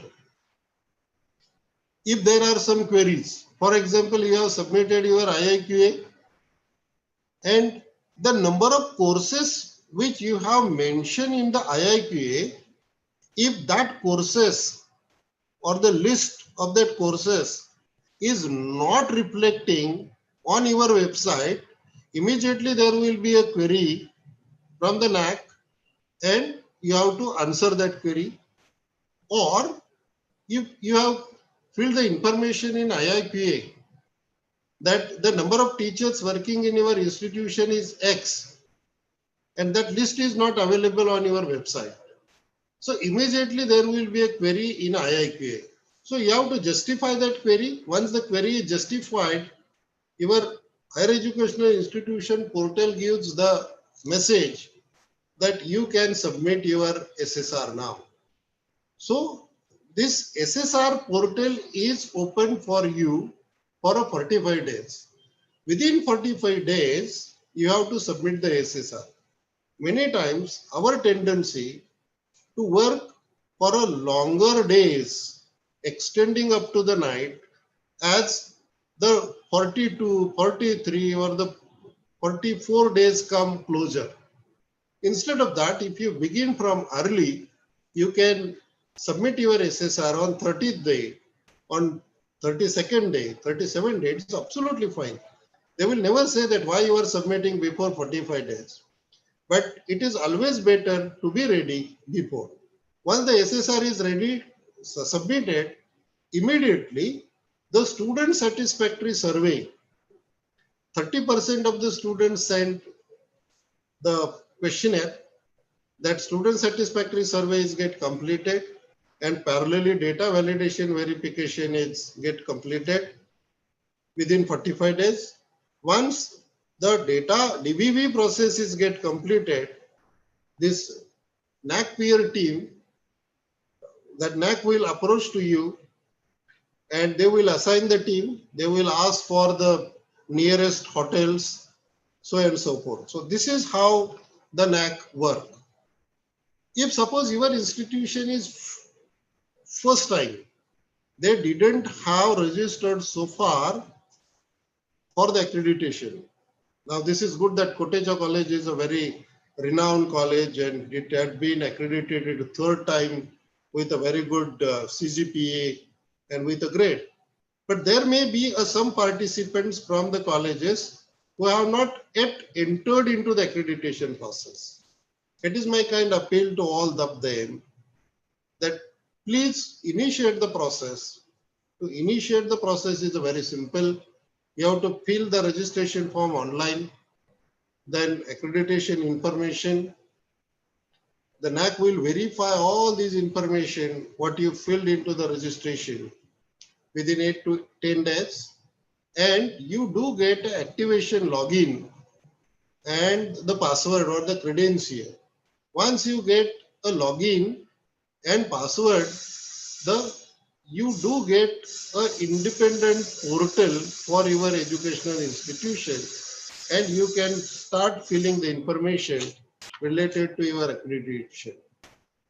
So this is the process where IIQA is uploaded with supportive document. You have to pay the fees of IIQA, which is 25,000 rupees plus GST. Once the fee is paid and there are no query, you'll get the IIQA successfully submitted. Then once that is accepted finally, your portal will be ready to access the SSR. SSR submission is also very simple. You have to fill the SSR, you have to submit all the supportive data. This is very important. On one side, you have to fill the data in a template. And on other side, you have to upload the data supporting the information which you have filled into the template. Now, if suppose the information is a very huge, the size of the file is very big, above 5 MB, then there is a provision that you can simply paste the link and you can make available this link on your college website, so that the DVV or the third party or the public domain can access that information through this link. Now, once that data is uploaded in template file, you have to pay the SSR fees, initially 50%. Once this 50% is paid, the SSR is get finally submitted. Then DVV verification process and SSR student satisfactory survey is get completed. And whatever the deviations are there, they ask to make appropriate correction. And this is completed by using the data which you have submitted, at the same time the InclibNet. So cross verification is done by getting the information from other sources. This is the fee structure where you have to pay a 25,000 rupees at the time of IIQA. Then for the SSR, when there is a multi-faculty college with arts, commerce and science, 1,85,000 plus GST, and you have to pay a 50% along with this the SSR. And before coming peer team visit, rest of the 50% amount need to be paid. When there are a single faculty college, there's a fee structure is 1,25,000 plus GST. How DVV process works? Because every teacher, every stakeholder is always curious that we are submitting a data. We do believe that our data is foolproof. We do believe that we have not fabricated any data. We do believe that the data which we have submitted is absolutely correct. But the third party data validation and verification need to verify each and every document which you have uploaded. So while uploading the document, please make it sure that it is readable. Please make it sure that the size of that data is of an appropriate size. Third, you are submitting that data on a relevant data template. Many times what happens that you do submit the data which is irrelevant, and then such a data is denied. And therefore, this is up to you that how much accurately you are updating the data. So once the DVV is submitted, DVV identified the deviation, communicated the queries with the higher educational institution. Higher educational institution has to answer or give the clarification on the deviation or accept the mistake. When say I accept the mistake means if suppose I have claimed that the total research paper published from my institution in last 5 years is 100.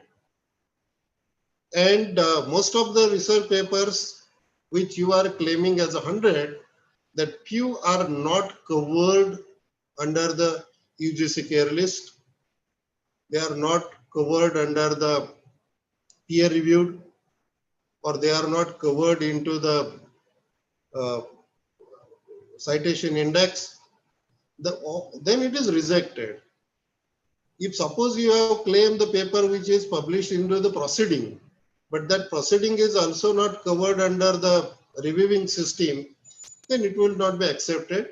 So instead of 100, the DVV people will say there are 78 papers can be accepted. So you have to accept it as a 78, or we have to give the justification that how 100 is correct. So then you have to update your SSR, and then once that all these data and the queries are verified, the final submission of report is done.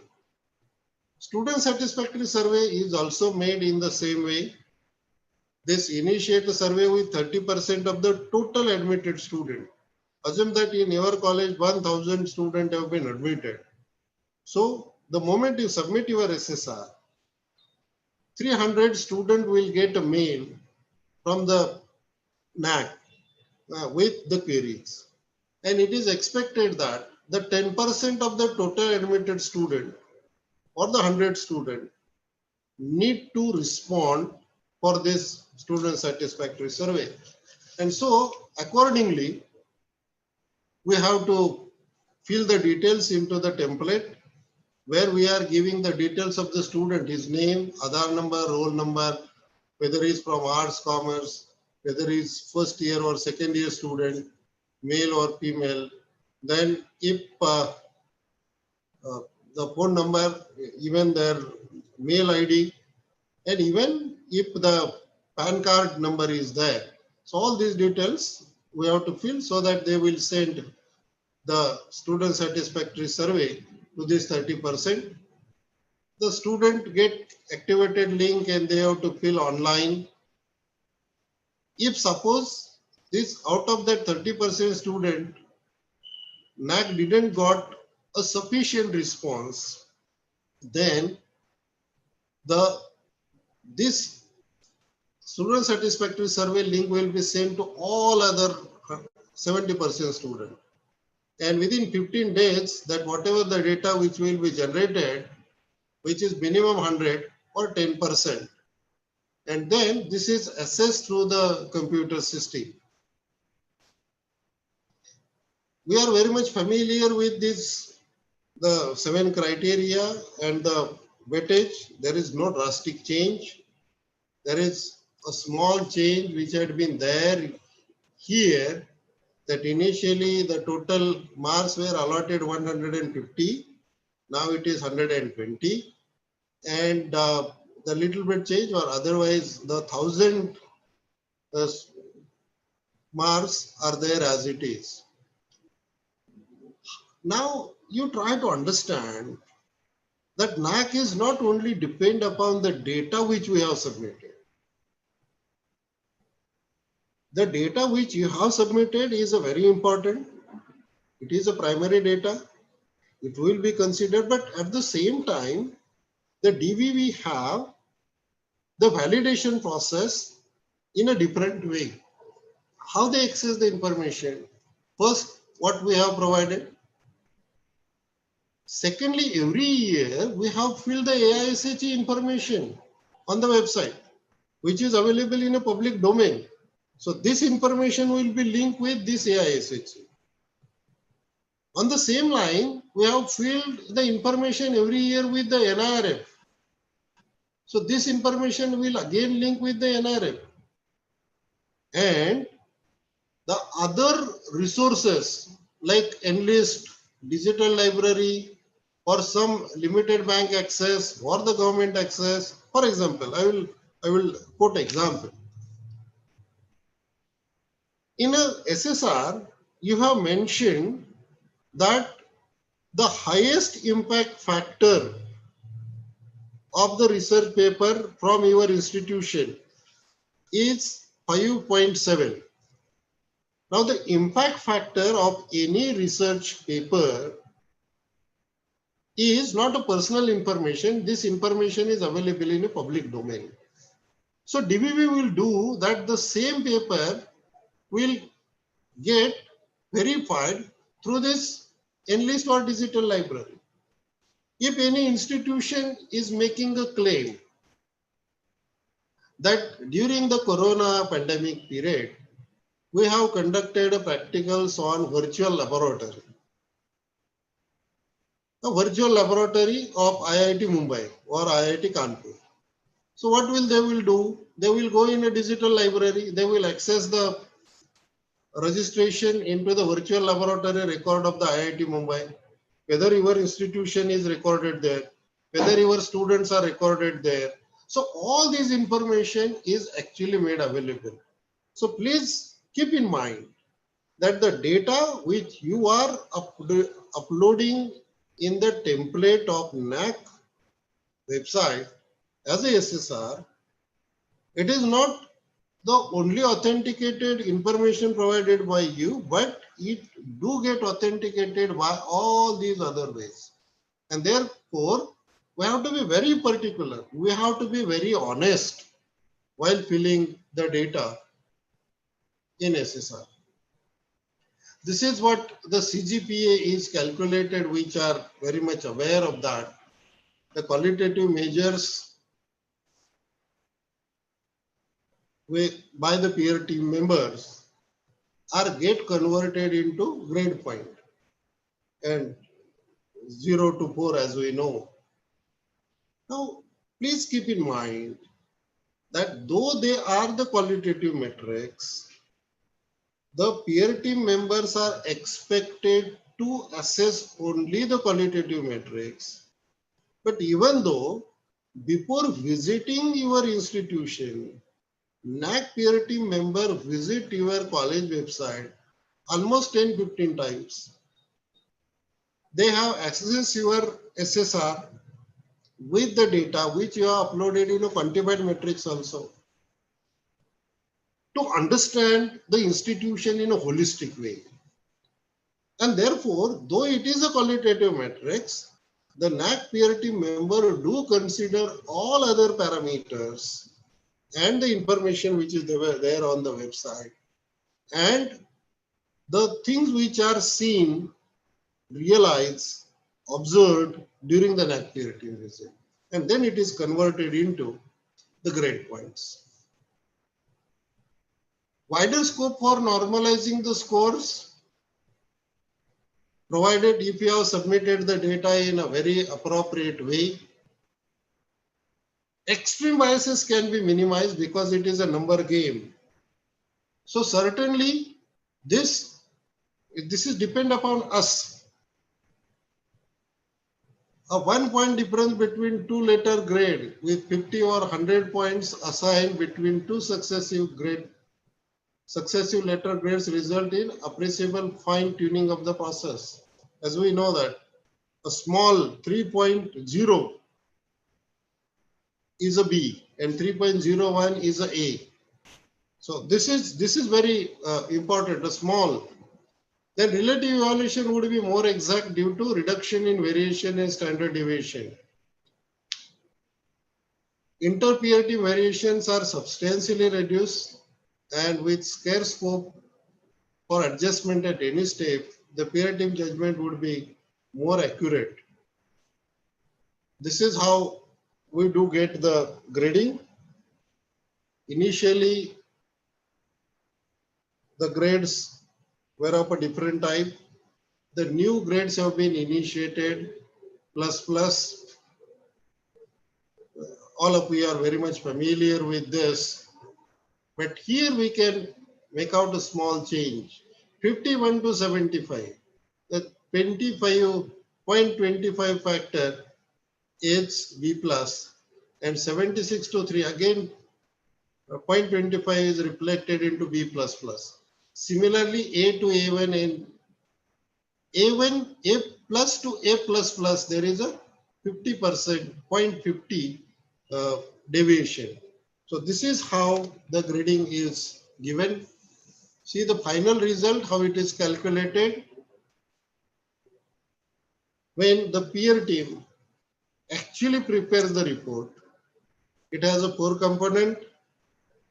The first part is by default, peer team member get a ready information which you have filled in your SSR, which is related to your general information of its institution, how many teachers are there, then when it is established, affiliated to which university, so on and so forth.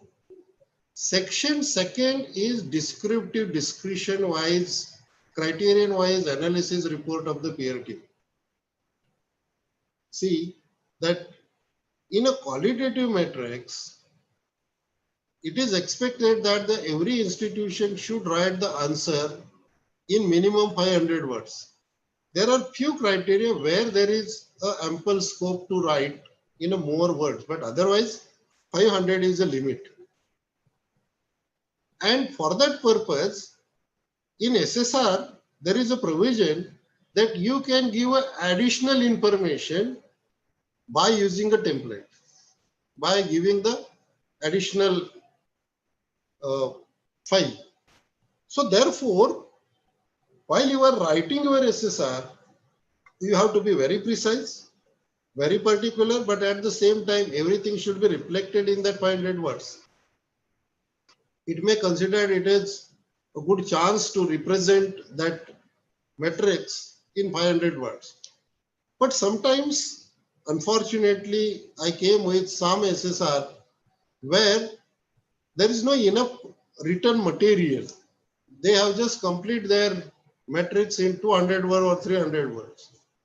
But when peer team is writing the report, at that time, they have to write the description of a one criteria in 300 to 500 words.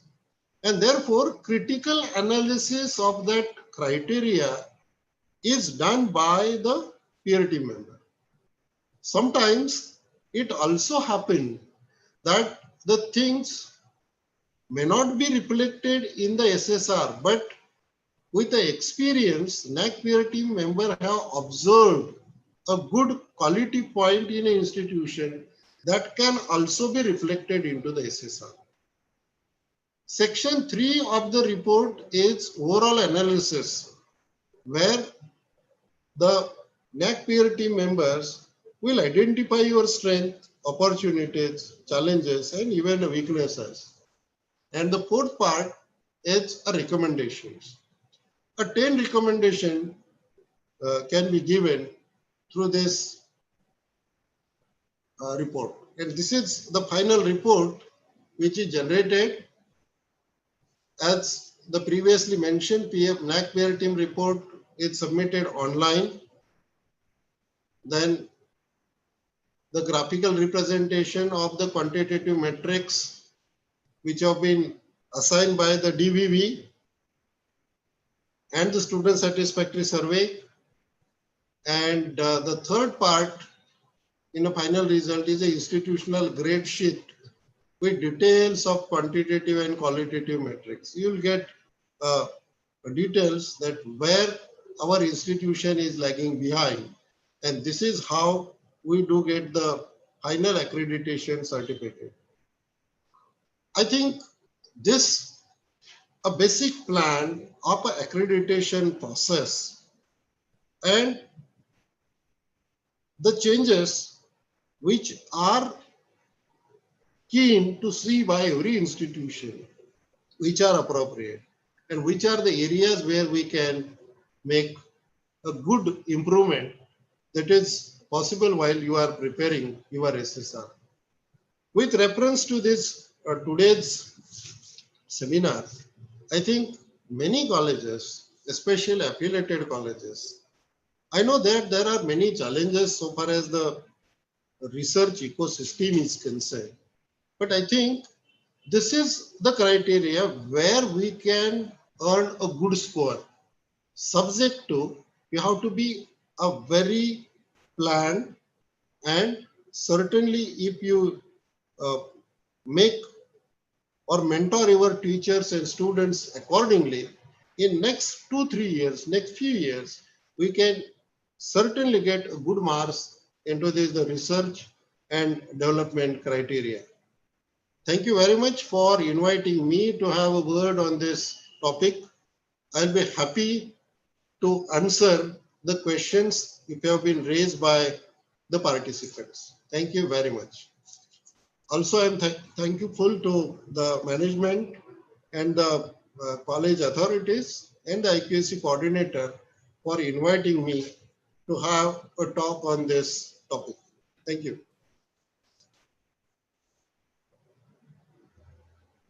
Thank you, sir. Thank you very much. Sir, you focused on a new steps of a reaccreditation process and how the benchmarks are set up. You also explored the focus on how to improve the marks in the criteria 3. Sir, your speech is very much informative for us and it will guide us during our accreditation process. Now, dear delegates, now this session is open for the question answer. If you have any queries and questions and doubts about the accreditation process, you may proceed. The Kharad sir will guide us. Yes, delegates. Any questions?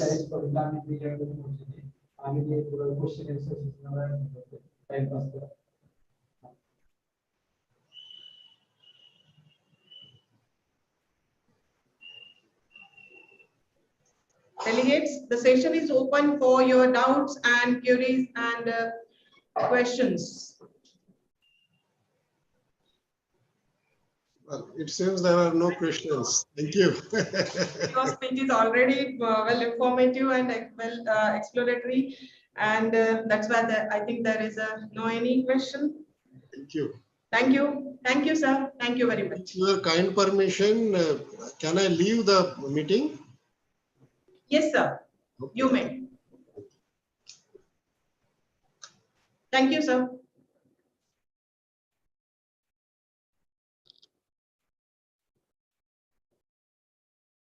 Dear delegates, now as we have to proceed for the next invited talk. And as you know, all of you well known with the schedule that in the next invited talk, Dr. R.M. Chitnis will join us. But due to his some busy schedule, there are some 10 minutes. After 10 minutes, we will meet here and continue with the next session of the invited talk by Dr. R.M. Chitnis, sir. Please don't go away. Be connected. Only there is one break of 10 minutes. Yes. Don't leave the meeting.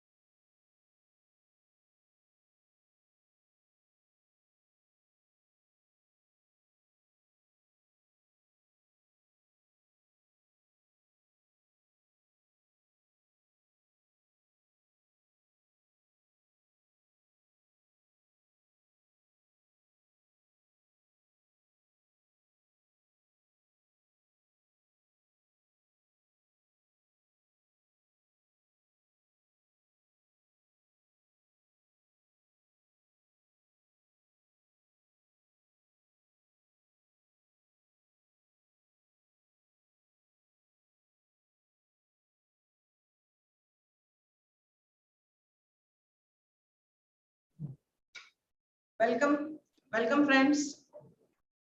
Now, Dr. R.M. Chitnis sir is with us.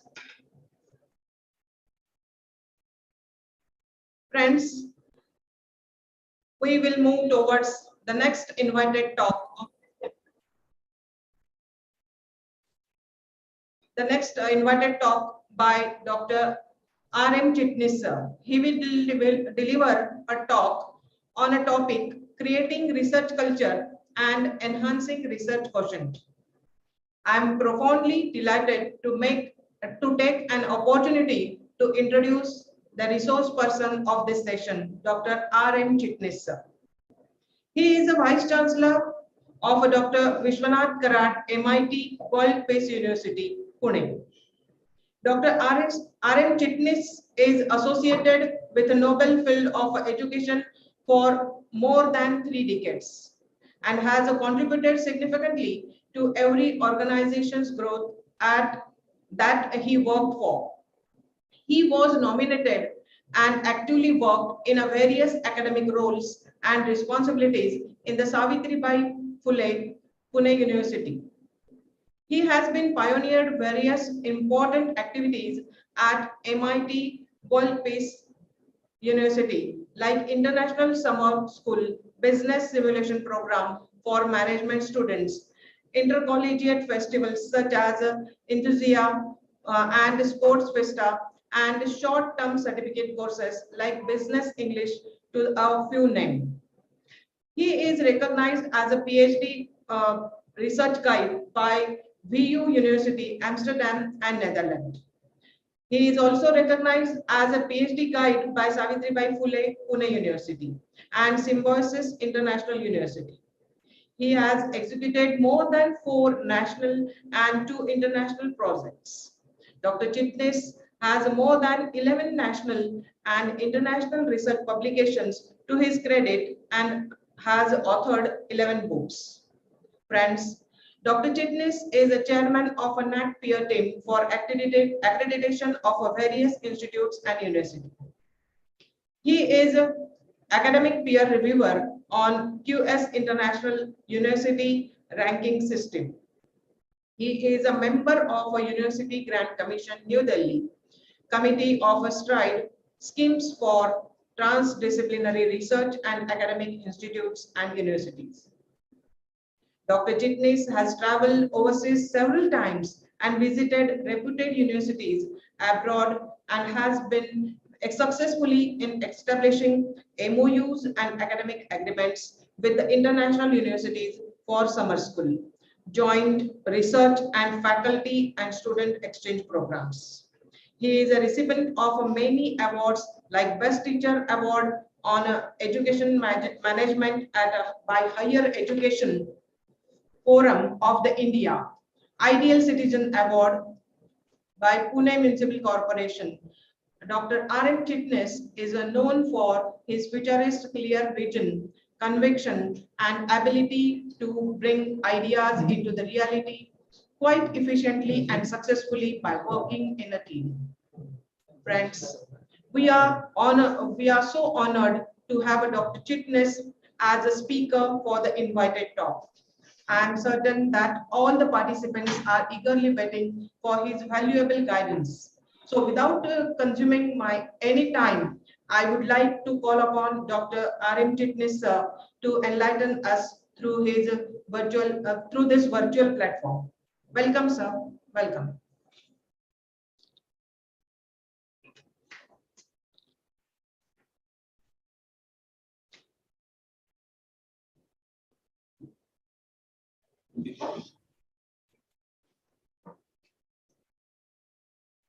Good afternoon, all of you.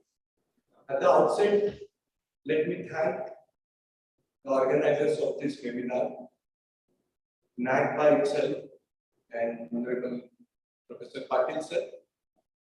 Before I go ahead, I would like to ask, am I audible clearly or should I come near to the screen? Yes, sir. Your screen is also visible. Yes, screen is also visible, sir. Fine.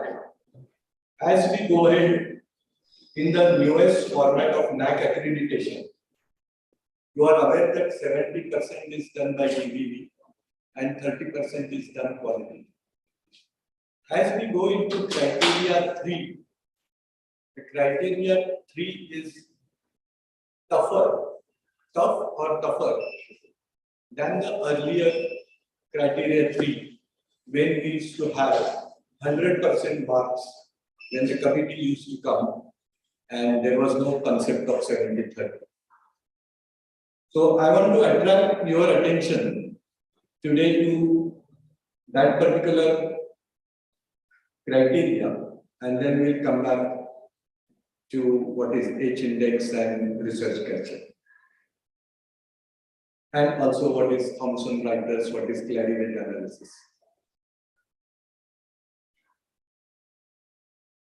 It is important presentation, and I am aware that you are already through first two presentations by Honorable Dr. Nikam sir and Honorable Dr. Kharagpur sir. So we will share this presentation with you.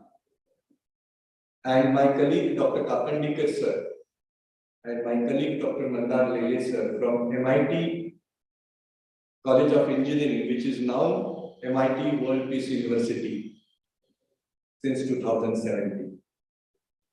Both of them will help me to elaborate more on this presentation, as well as they will support in terms of taking lead role in the question and answers. Before I go ahead, I would like to ask organizers that will it be okay if I keep speaking in English language, or should I have mix of English, Marathi, Hindi, 3 languages I can understand. Over to organizers, sirs.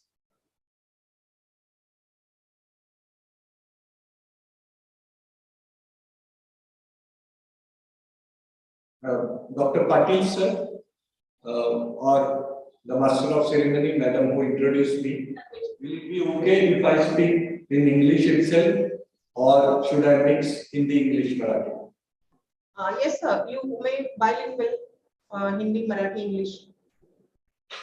नॅकच्या सद्यस्थितीत असलेल्या 1000 मार्कच्या examination मध्ये 70% हा डीबीबीच्या through करतो आणि 30% आपण qualitative matrix असतो आणि committee आपल्याकडे येते. माझ्या अनेक वर्षाच्या नॅकच्या पीयर टीमवर चेअरमन म्हणून जाण्याच्या अनुभवातून मी असं सांगतो की आत्ताचा आलेला हा जो डीबीबी आणि 30 मार्काचा जो पॅटर्न आहे तो थोडासा अवघड आहे. ट्रान्सपरंट असेल पण थोडासा अवघड आहे आणि क्रायटेरिया 3 जो आपण आता बघणार आहोत आणि त्यासाठी काय करता येईल आपल्या सगळ्या कॉलेजेसना आणि काही आपण युनिव्हर्सिटीचे सुद्धा इथे प्राध्यापक असाल तर त्या निमित्ताने एक आपण चर्चा करणार आहोत. क्रायटेरिया 3 मध्ये promotion of research facilities, resource mobilization for research, innovation, ecosystem, research publication, awards, consultancy, extension activities and collaboration. These are the things which are included. And if you look at it, for the university, the weightage is 250, college autonomous 150, and affiliated college 120. आता जास्तीत जास्त प्राध्यापक हे affiliated colleges मध्ये आहेत असं ग्राह्य धरून 120 मार्क्सचा जो तिसरा कॉलम आहे त्याबद्दल आपण पुढे जाऊन चर्चा करतो. नाव promotion of research and facilities तिथे जरी एमए दिसत असतं तरी research mobilisation, innovative ecosystem and research publication, awards and consultancy हे प्रमोशन ऑफ रिसर्च शिवाय होत नाही. हा पूर्ण फॉर्मॅट, हा संपूर्ण फॉर्मॅट हा नॅक असेसर्स कडनं पुन्हा एकदा तपासला जातोय आणि कदाचित पुढल्या वर्षी याच्यामध्ये काही छोटे बदल होऊ शकतात. प्रमोशन ऑफ रिसर्च मध्ये जर आपण बघितलं तर आपल्याकडे जी स्ट्राईड स्कीम आहे, UGCची स्ट्राईड 1, स्ट्राईड 2 आणि स्ट्राईड 3 याच्यासाठी मी त्या कमिटीवर सुद्धा आहे. तर मी असं म्हटलं की महाराष्ट्रामधलं खूप कमी ऍप्लिकेशन आहेत. आता स्ट्राईड चालू आहे का ती NIRF मध्ये मर्ज केली जाईल हा विषय आपण बाजूला ठेवू. पण स्ट्राईड काय आहे त्याच्यावर आपण 1 मिनिट थांबू. STRIDE is a scheme of UGC for all the faculty members in all the colleges, irrespective of autonomous, affiliated, or university types. It has 3 categories. STRIDE 1 is the category which is for promotion of research and research culture. So, acha विषय आहे. STRIDE 2 is internal research project and STRIDE 3 is project with other institutions. Stride 1 काय आहे? Stride 1 scheme जी आहे की तुम्ही तुमच्या कॉलेजमध्ये ज्या लोकांना रिसर्च आउटपुट सध्या एवढं चांगलं नाहीये त्यांच्यासाठी आपण काय हँड होल्डिंग करू शकतो. म्हणजे रिसर्च मेथोडॉलॉजीची वर्कशॉप्स किंवा ते नुकतेच जर गाईड झाले असतील तर हायपोथेसिस आणि हे स्टुडंटचा कसा तपासायचा किंवा पुढे कसं जायचं याच्याबद्दलचं किंवा मग डोमेन नॉलेज एक्सपर्टाइज विशिष्ट डोमेन मधलं रिसर्च कल्चर. म्हणजे फॉर एक्झाम्पल आपण जर कॉमर्स कॉलेजमधले असाल तर बँकिंग आणि इन्शुरन्स याच्यामधले जे नवीन बदल होत आहेत त्याच्याबद्दलची माहिती देण्यात येईल रिसर्चच्या context. Some of you would be biology or some of you would be engineering teachers, so it could be STEM cells or it could be nano engineering. या अशा नवीन विषयावर जसं आता NAC वेबिनार करते तसंच UGC सुद्धा रिसर्च वर वेबिनारसाठी त्याला आपण ऍप्लिकेशन करू शकतो. दुसरं जी स्ट्राईडची स्कीम आहे त्याच्यामध्ये तुम्हाला तुमचा विषय माहिती आहे, तुम्ही स्वतः ट्रेन PhD गाईड आहात आणि खूप चांगला रिसर्च आउटपुट आपल्याकडे ऑलरेडी आहे. आता जे PhD गाईड आहेत वर्षानुवर्ष त्याच्यामध्ये 2 विभाग होतात. हे जे उत्तम PhD गाईड आहेत आणि त्यांच्या प्राध्यापकांनी खूप उत्तम PhD करून थिसिस घेऊन PhD मिळवले आणि 25 PhD आता झाले, 10 झाले, 5 झाले. परंतु international research webs of science किंवा स्कोपर्स याच्यामध्ये त्यांचं नामोनिशाण नाहीये. पण UGC अप्रूव्ड जर्नल्स मध्ये त्यांची काही झालेली आहे. आता नेक्स्ट स्टेज यांनी कसं जायचं इंटरनॅशनल रिसर्च मध्ये कसं जायचं माझे दोन्ही कलिग सपोर्ट करतील यामध्ये. तर आता तिसरी जी स्ट्राईडची स्कीम आहे की तुम्ही तुमचं कॉलेज आणि MIT विद्यापीठ तुमचं कॉलेज आणि IIT मुंबई तुमचं कॉलेज IIM अहमदाबाद असे जॉईंटली रिसर्च करू शकतो. आता जसं मी म्हटलं की those were senior PhD guides those who have multiple students offered PhD under their guidance, they can definitely think of the third category of stride. आता आपण पुढचा असं हायपोथेसिस धरू की स्ट्राईड आता बंद करून NIRF मधनं पुढे ते मर्ज करतील. NEP नवीन NEP वगैरे असा विषय तुम्ही वाचत आहात त्याच्यामध्ये. परंतु आपण केवळ स्ट्राईड साठी थांबायचं का? याच्यासाठी जर या 3 स्कीम्स आहेत तर तुमचं विद्यापीठ आणि आमचं विद्यापीठ जॉईंटली करू शकत नाही का? आमचं विद्यापीठ इन्व्हेस्ट करू शकतो. अशा पद्धतीने जर आपण त्याच्यामध्ये थोडस साधक बाधक चर्चा केली. माझा ईमेल आहे vc@mitwpu.edu.in. तर याला जर तुम्ही ईमेल पाठवला तरी आमच्याकडचे इंजिनिअरिंग MIT फार मोठं engineering college management institute Maharashtra तर इथले जवळजवळ आमच्याकडे 1000 प्राध्यापक आहेत, 2000 ऍडमिनिस्ट्रेटिव्ह स्टाफ आहे, जवळजवळ 500 ते 600 व्हिजिटिंग फॅकल्टी आहेत, 20,000 विद्यार्थी आहेत. तर थोडक्यात रिसर्च कल्चर इथे मोठं आहे. इथे डेटा भरपूर मिळू शकतो, इथे सगळे सॉफ्टवेअर्स आहेत. तर तुम्ही इथे 1 आठवड्यासाठी 2 आठवड्यासाठी येऊ शकता का? आमच्या गेस्ट हाऊसवर राहून आमच्या प्राध्यापकांची जॉईंट रिसर्च करू शकता. हा आपण पहिला मुद्दा घेतला रिसर्च कल्चर या पर्टिक्युलर आजच्या विषयाच्या आहे. दुसरा आहे की रिसर्च मोबिलायझेशन. रिसर्च मोबिलायझेशन जर आपण म्हणत असू सुरुवातीला आपण पुन्हा रिसर्च कल्चर कडे जातो, पण रिसर्च मोबिलायझेशन जर व्हायचे असतील तर रिसर्च कल्चर हवं का नको? ऑब्व्हियसली हवं आहे. आता ग्रँट्स कुठल्या कुठल्या लोकांकडे येतात? आपल्या सगळ्यांना माहिती ग्रँट्स कुठे येतात कारण आपण अफिलिएटेड कॉलेज आहे. 2F 12B आपल्याकडे दोन्ही आहे. फक्त आपण आपल्या पर्टिक्युलर रिसर्चचा जो आपला प्रोजेक्ट सादर करतोय त्याच्यामध्ये तेवढं मेरिट आहे आणि मेरिट असण्यासाठीचे 3 भाग आपण करूया. एक आहे की फक्त तुमच्याच एकट्याचा तो सायलोमध्ये असलेला सोलो प्रोजेक्ट करू शकतो. हे तुमच्या बरोबर असलेले दुसरे प्राध्यापक तुमच्या शहरातले, तुमच्या कॉलेजमधले इंटरडिसिप्लिनरी करू शकतात. पण तुम्ही जी आयडिया विचार करत असतात त्याचे जवळपासची आयडिया इतर विचार करत असतात. नाहीतर MIT मध्ये, पुण्यामध्ये MIT आहे, सावित्रीबाई फुले आहे, पुणे युनिव्हर्सिटी, सिम्बायोसिस आहे, DY पाटील आहे, इथल्या कोणाबरोबरही तुम्ही जर तसा रिसर्च प्रोजेक्ट जर केला तर एकमेकांच्या अनुभवाचं आदान प्रदान केल्यामुळे त्या पर्टिक्युलर प्रोजेक्टचं मेरिट हे वाढू शकतं आणि शक्यता, the chances and probability of getting that particular amount or grant, amount sanctioned or grant sanctioned to you, the chances will be very high. आता एक्झॅक्टली NAAC काय विचारते की percent of teachers recognise as a research guide at present. नाव ते म्हणतात not applicable to UG college, पण उद्या हे बदल येऊ शकतो त्याच्यामध्ये, त्या पर्सेंटेजमध्ये.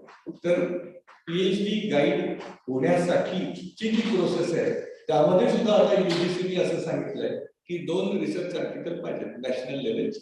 आपण आपलं जर स्वप्न इंटरनॅशनल लेवलचं आज घेतलं तर आजच्या वेबिनारमध्ये जर समजा 200 कॉलेजेस तिथे जर आज भाग घेत असतील, 100 कॉलेजेस, 50 कॉलेजेस, तर त्यातल्या 5 प्राध्यापकांनी जरी ठरवलं की क्लायमेट अनालिसिस, एज इंडेक्स वगैरे हे सगळं मी करीन आणि माझ्या विभागातल्या लोकांचं मी ट्रेनिंग देईन, तर वेबिनार करण्याचं जे NAACचं उद्दिष्ट आहे, ऑब्जेक्टिव्ह आहे, दॅट विल बी फुलफिल्ड.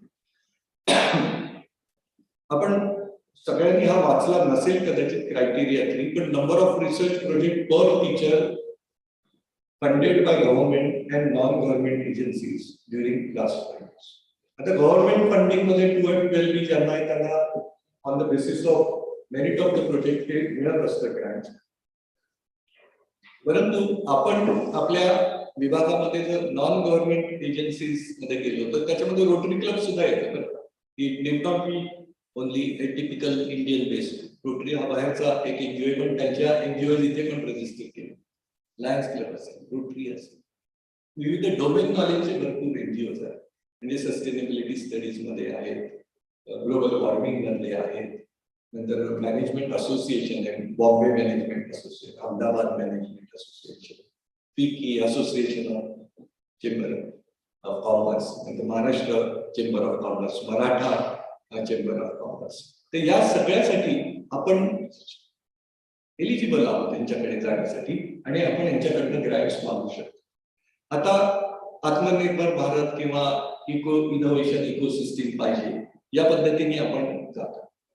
आता याच्याकडे बघण्याच्या 2 गोष्टी मी आपल्याला शेअर करू इच्छितो की एक आहे की NAAC सांगते म्हणून करायचं, आपले प्राचार्य सांगतात, आणि दुसरं आहे की आपल्या देशाची गरज आहे इनोव्हेशन झालं. अमेरिका प्रगत राष्ट्र काय आहे तर तिथे 30 कोटी लोक राहतात आणि जवळजवळ 2 कोटी इंडस्ट्रीज आहेत. भारत 140 कोटी लोक राहतात आणि नॅशनल स्टॉक एक्सचेंज किंवा बॉम्बे स्टॉक एक्सचेंजवर जर तुम्ही रजिस्टर्ड कंपन्या बघितल्या तर लाखापेक्षा कमी. हे किती दबाव आहे. उद्योजकता जर करायची असेल एंटरप्राइज तर त्याच्यासाठी इनोव्हेशन इकोसिस्टीम पाहिजे. ही आपल्या देशाची गरज आहे. अन्यथा आपला देश पुढे पुढे जात राहील, पॉप्युलेशन वाढत राहील, इंडस्ट्रीज तेवढ्या प्रमाणावर चालत नाही किंवा वाढत नाही त्या प्रपोर्शनेटली, आणि बेरोजगारी किंवा अनएम्प्लॉयमेंट ही प्रचंड वाढत. आपण प्राध्यापक काही चालू करू शकतो का, त्याला परवानगी काय, असं आता आपण UGC किंवा AICT किंवा महाराष्ट्र करू की आम्ही एक NGO चालू करतो. आम्ही म्हणजे सेक्शन 4 सेक्शन 8 कंपनी आता म्हणतात की प्राध्यापक ही सेक्शन 8 कंपनी चालू करू शकतात आणि ती सॉर्ट ऑफ NGO असते आणि ती इनोव्हेशन अँड इकोसिस्टीम्स मध्ये काम करणारी असावी आणि त्याला राज्य सरकार, केंद्र सरकार ग्रँट्स. अगदी सुरुवात होती या सगळ्याची. परंतु जर अगदी यंग प्राध्यापक इथे बसलेले असतील तर तुम्ही विचार करा तुमची पुढची 10 वर्ष, 20 वर्ष, 30 वर्ष कसे बदल भारतात. इनोव्हेशन आता जे बोलतो तो अगदी टिप ऑफ आइसबर्ग. आम्ही ज्यावेळेला करिअर चालू केलं त्यावेळेला एंटरप्राइज किंवा उद्योजकता, चेंबर ऑफ एंटरप्राइजेस, असं सगळं MCED, Maharashtra centre for entrepreneurship development, त्याचाच पुढचा भाग आहे का इनोव्हेशन. आणि आपण प्राध्यापक मंडळी या इनोव्हेशन पॉलिसीज मध्ये काही बदल करण्यासाठी काही करू शकतो का, या पद्धतीने आपल्याला त्याचाच पुढचा बंधू येतो पेटंट आणि IPR. आता आपल्या हळदीचं पेटंटही बाहेर गेलंय. का तर आम्हाला पेटंटची माहिती, मला सुद्धा काही वर्षापूर्वी माहिती नव्हती, पण मागच्या महिन्यामध्ये 2 महिन्यापूर्वी 27 पेटंट MIT ला आमच्या इंजिनिअरिंग कॉलेजचे हेड ऑफ द स्कूल बसले त्यांना मिळाली. त्यावेळेला पुण्यातल्या सर्व मोठ्या मीडियाने ती फ्रंट पेजला बातमी. मग काय आहे पेटंट, काय आहे IPR हे थिअरॉटिकली आपल्याला माहिती आहे, परंतु कुठल्या कन्सल्टंटकडे जाऊन आपलं पेटंट पब्लिश करता येईल आणि अवॉर्ड होईल, याचा टोटल जर्नी किती, याचा खर्च किती, आणि तो आपलं कॉलेज किंवा आपलं राज्य सरकार किंवा आपलं केंद्र सरकार किंवा कुठला NGO किंवा कुठली इंडस्ट्री किंवा कुठल्या गव्हर्नमेंट ग्रँट्स देऊ शकते. यातले काही लोक असे असतील की ज्यांना पेटंटची ऑलरेडी माहिती, परंतु बऱ्याच लोकांना नाहीये असं ग्राह्य धरून ही पॉवरपॉईंट बनवलेली गेली आहे आणि त्याचा फोकस पूर्णपणे नॅकचा क्रायटेरिया 3 असा. रिसर्च पब्लिकेशन आणि अवॉर्ड. तर प्रत्येक कॉलेजची स्वतःची एथिक्सची पॉलिसी आहे का, अन्यथा आपण एथिक्सची पॉलिसी बनवण्यासाठी काय काय इन्ग्रेडियंट लागतात. तर 4 पॉलिसीज तुम्ही इंटरनेटवर जाऊन एथिक्सची, नुसतं प्लॅगरिझम म्हणजे एथिक्सची पॉलिसी होत नाही, किंवा एक सॉफ्टवेअर वापरायचं आणि PhDचा फायनल थिसिस करताना त्या सॉफ्टवेअर मधनं काढून त्याचा प्लॅजिअरिझम रिपोर्ट द्यायचा, हे एथिक्स होत नाही. एथिक्स हे खूप पुढे गेलेलं एक महत्वाची पॉलिसी असू शकते. आणि जर IPR पेटंट मध्ये आपल्याला पुढे जायचं असेल तर एथिक्सची पॉलिसी आपली स्ट्रॉंग पाहिजे. The institution provide incentive to the teacher who receive state, national and international recognition.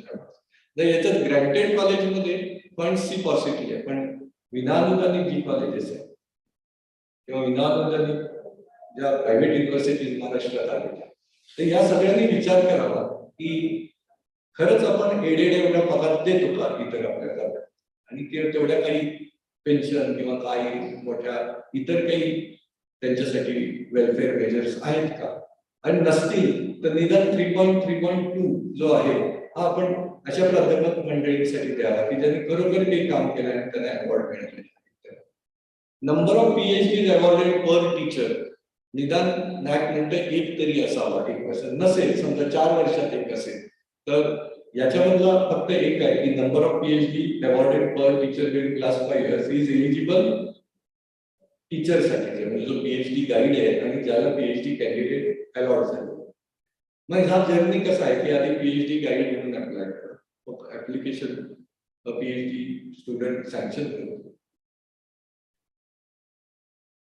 खूप वर्षापूर्वीची परिस्थिती तुम्हाला सरप्राइझिंग वाटेल की PhD गाईड जास्त होते आणि नंबर ऑफ PhD करणारे कमी होते.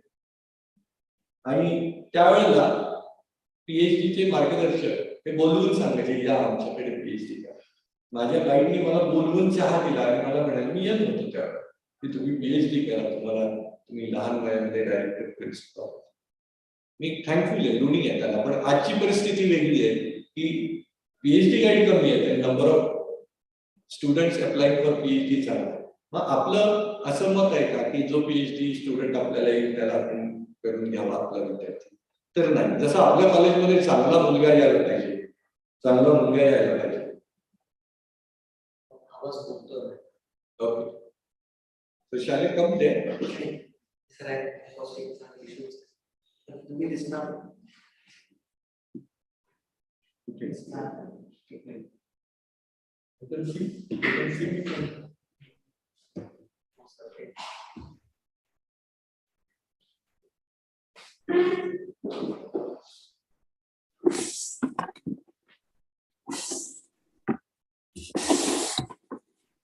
I got a feedback saying that there is an echo coming, so I have come closer to the mic. Am I slightly better than what I was? Yes, sir. Thank you so much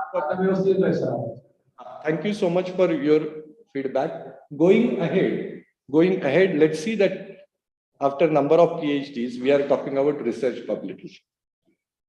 Now, number of research papers per teacher in the journal notified on UGC, that is first. Number of books and chapters, that is second.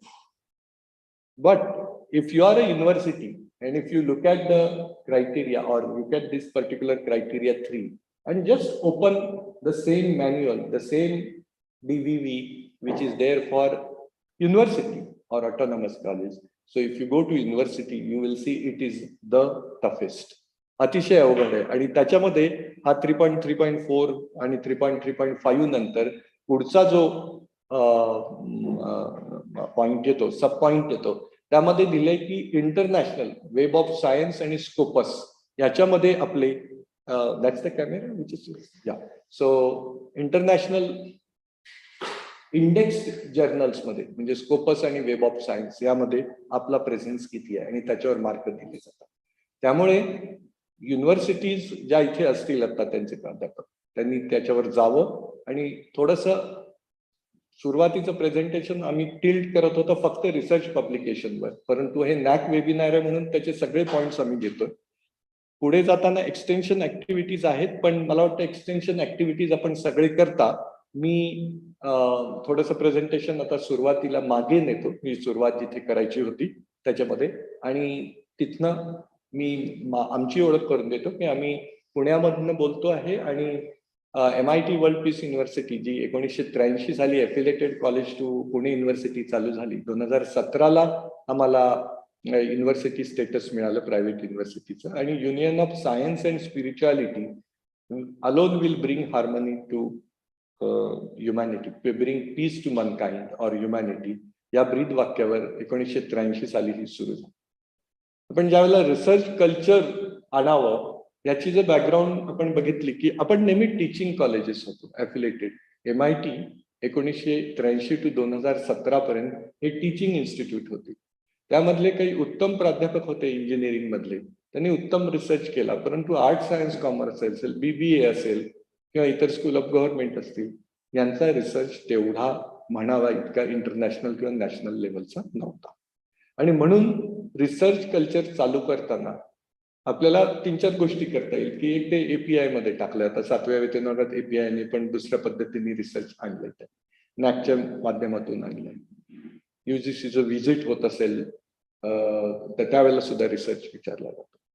परंतु प्राध्यापकांनी स्वखुशीने research करावा का, तर करावा का, तर international education किंवा national education policy जे सांगतंय की आम्ही स्लोली इंटरनॅशनलायझेशन कडे जातो, आणि NRF नॅशनल रिसर्च फाउंडेशन अशी एक जी नवीन संकल्पना घातली घातली जी नव्या UGCचा पार्ट असेल किंवा हेकीचा पार्ट असेल, हायर एज्युकेशन काउन्सिल, अजून सगळं ते कायद्याच्या बसतानात बसलेले आहे, पार्लमेंटमध्ये जाईल. परंतु आपल्या सर्वांना माहिती की ज्यावेळेला हेकी होईल आणि NRF क्रिएट होईल किंवा झालंय पण अजून ते ऑपरेशनल मध्ये नाहीये कुठल्याही पद्धतीने, आपण शब्दात अडकण्यापेक्षा पुढच्या 10 वर्षात काय करता येईल असा थोडासा जर फोकस ठेवला तर नॅशनल रिसर्च फाउंडेशन कडे असणारे पैसे आणि आधीच्या सगळ्या ग्रँटिंग इन्स्टिट्यूट आहेत रिसर्च यांच्याकडे पैसे, याच्यामध्ये खूप तफावत आहे. NRF हेच एक 20,000 कोटी रुपये इतक्या कॅपिटल बेस किंवा भांडवलाच्या बेसिसवर चालू होते, आणि असं म्हणतात की GDPच्या 1%, उद्या जर आपण $5 ट्रिलियन इकॉनॉमी झालो, आज आपण $3 ट्रिलियन इकॉनॉमी आहोत. रशिया पण तेवढी नाही असते, Japan 5 trillion, India 3 trillion, America त्याच्यावर. त्याच्या जो 1% GDP घेतला, आता याच्यामध्ये इफ्स अँड बट आहेत, होईल का नाही, पण समजा झालं तर तुम्ही विचार करा, आधीचे 20,000 कोटी आणि येणारे 1% ऑफ GDP किंवा 0.5% ऑफ GDP, तर ही खूप मोठी अमाऊंट होते. ही किती मोठी अमाऊंट होते की ही सर्व कॉलेजमधल्या सर्व प्राध्यापकांना ज्यांना कोणाला रिसर्च करायचा किंवा स्ट्राईड 1, 2 आणि 3 म्हणजे 1 म्हणजे रिसर्च कल्चर, 2 म्हणजे इंडिव्हिज्युअल कॉलेजचा प्रोजेक्ट, आणि 3 म्हणजे 2 कॉलेज किंवा 1 कॉलेज आणि 1 युनिव्हर्सिटी असा प्रोजेक्ट, या सगळ्यांना पुरून पैसे उरतील एवढं. आता इन ऍडिशन टू दॅट हे आधीचे जे सगळे फंडिंग एजन्सीज आहेत, DST वगैरे, ते फंड्स कायम राहतील का, तर आता उत्तर ऑथॉरिटीज देतात येस, म्हणजे मग total funding available for research is going to be very. मग आपण त्याचा फायदा घ्यायचा का, तर ऑफकोर्स येस. अशा ह्याच्यातनं हे आपण रिसर्च कल्चर मध्ये आपण थोडंसं मोटिवेटिंग ट्रान्सपरन्सीज दाखवतो. आता बहुतेक साऱ्या ज्या मोठ्या इन्स्टिट्यूट आहेत की त्यांचं असं म्हणणं आहे वर्ल्ड लेवलला की जर खरंच रिसर्च कल्चर वाढवायचं असेल तर तुमचा जो लीडर आहे तो खूप इफेक्टिव्ह पाहिजे आणि त्याचे स्वतःचे क्लिअर कट गोल पाहिजे. आपल्याकडे प्राचार्यांना ना खरोखरच वेळ कमी असतो, ते स्वतः इतके बिझी असतात वेगवेगळ्या कंप्लायन्सेस मध्ये म्हणा किंवा डे टू डे वर्क मध्ये, तर आपल्याकडे दोन, कधी कधी एक, कधी कधी 3 उपमुख्याध्यापक म्हणजे व्हाईस प्रिन्सिपल असतात. आपल्याकडे एखादं व्हाईस प्रिन्सिपल रिसर्च असं पद तयार करता येईल का? याच्यामध्ये करावं का न करावं का? जसं आपल्या प्रत्येक युनिव्हर्सिटीला आपल्याला एक रिसर्च आपला एक एक्झाम कोऑर्डिनेटर द्यायला लागतो, तसं रिसर्च कोऑर्डिनेटर देता येईल का? ऑफकोर्स तुमच्याकडे जर रिसर्च सेंटर असेल तर एक द्यायला लागतो, पण अदर दॅन दॅट मी म्हणतोय project day to day ongoing प्रोजेक्टसाठी मग ती कॉलेज, ती इन्स्टिट्यूशन फॅकल्टी ट्रेनिंग देईल का? रिसर्च सेंटर क्रिएट करतील का? रिकग्निशन होतील का? Networking and collaboration. आता पहिलं जे आहे, पहिले 3 बॉक्सेस 1, 2, 3, 4 हे बहुतेक ठिकाणी असू शकतं, पण नेटवर्क आणि कोलॅबरेशन मध्ये आपण अजून एवढं काम केलेलं दिसत नाहीये इंटरनॅशनल युनिव्हर्सिटीज. आता लेटेस्ट गाईडलाईन जो युजीसीच्या ज्या काल आल्या आहेत आणि ज्याची या आठवड्यामध्ये बैठक आहे, तर त्याच्यात त्यांनी असं म्हटलंय की क्यूएस रँकिंग मध्ये जर 1000 रेटिंग असेल तुमचं बाहेरच्या युनिव्हर्सिटीचं, म्हणजे कुठली असू दे, सिंगापूरची असू दे, श्रीलंकेतली, अमेरिकेतली असू दे, इंग्लंडमधली असू दे, रशिया, फ्रान्स, ऑस्ट्रेलिया, कुठली असू दे, कोरिया, कॅनडा, तर 1000 क्यूएस रँकिंग मध्ये. आता 1000 क्यूएस रँकिंग जर आपण घ्यायला गेलो तर जवळजवळ 3-3.500 युनिव्हर्सिटी, एकेका रँकला कधी कधी 3-3 असतात. तर या सगळ्यांना अलाउड करतायत आता इंडिया बरोबर. इंडियात कोणाला करतायत अलाउड? तर इंडियामधले अशी कॉलेजेस की किंवा अशा युनिव्हर्सिटीज ज्यांचं NIRF हे पहिल्या टॉप 100 मध्ये आहे. No, if you look at this NIRF top 100, there could be only 100-200 people. So others would be deprived of going ahead with such collaboration. मग उर्वरित लोकांनी काय करायचं? समजा आमचं नाव NIRF मध्ये नाहीये कारण आम्ही भागच घेतला नाही, तर मग तुम्ही NAC 3.01च्या पुढे पाहिजे, जे आज शक्य आहे जर हा क्रायटेरिया तुम्ही छान केला तर. आणि म्हणून NACला जा पुढे आणि हा क्रायटेरिया तुमचा खूप छान आणि एफिशियंट बनवा आणि 3.01 क्रॉस करा. आणि many of you have cross 3.26 also and many of you would have crossed 3.51 also, but I am talking of those who are little low 3.01. आणि जर तसं जर आपण केलं तर आपण या डायरेक्ट 2 ते 3 हजार जागतिक विद्यापीठांबरोबर कोलॅबरेशन करू शकतो. आणि ते रिसर्चचं का नसावं, असं आता जे आपले युजीसीचे नवीन अधिकारी आलेत त्यांचं काम चालू आहे त्याच्यामध्ये. Now we'll skip this transparency and we'll go ahead and we'll try to bring you to something which some of you or many of you would not be knowing what it is when it comes to indexing. So since we are talking about indexing, you are aware that if you are a university, you have to have your articles. 15 marks are saved for indexed this one. It could be 15 plus 15 plus 15, 3 times, 45 marks out of 250 marks for universities, 150 for autonomous and 120 for affiliated colleges. So are all the faculty members in all the colleges in Maharashtra? Maharashtra has 4,500 colleges and there are thousands of professors working in that. All of them, they have registered on ResearchGate आणि Google Scholar हे आपल्याला free registration देत आहे. तर आपण सगळे आहोत का? आता मी जर एखाद्या व्यक्तीला नाव विचारलं तुमचं रिसर्च गेट आहे का, किंवा आता सर्वे घेतला की किती लोक रिसर्च गेटवर आहे, फ्री आहे. आपला कॉम्प्युटर उघडा, कॉलेजने फ्री इंटरनेट दिलंय, गुगल स्कॉलर बरेच आहेत पण रिसर्च गेटवर लोक पण. आता विषय असा आहे की एबीडीसी म्हणजे काय, क्लॅरिवेट अनालिटिक्स म्हणजे काय आणि स्कोप अप म्हणजे काय, वेब ऑफ सायन्स म्हणजे काय. वेब ऑफ सायन्स आपल्याला माहिती आहे आधी वेब ऑफ नॉलेज नावाने होतं आणि हे जे आहे तुमचं थॉमसन रायटर्स हे दुसऱ्या नावाने होतं. पण आता या 3 इंडेक्सेस मध्ये स्कोपस, वेब ऑफ सायन्स आणि एबीडीसी आपण आहात का, आपला प्रेझेन्स आहात का. नेहमी मिनिस्ट्रियल लेव्हलला असं डिस्कशन होतं की इव्हन आपल्या IIM अहमदाबाद आणि IIT पवई सुद्धा पहिल्या 200 मध्ये नाहीत. का नाहीत? तिथे प्राध्यापक चांगले नाहीत का? मच बेटर आहेत. इतर मोठमोठ्या विद्यापीठापेक्षा आपले प्राध्यापक चांगले आहेत, अगदी छोटं गाव जळगाव भुसावळ घेतले तरी आपले प्राध्यापक चांगले आहेत, पण ते एक्सपोज नाही आहेत international रिसर्चसाठी.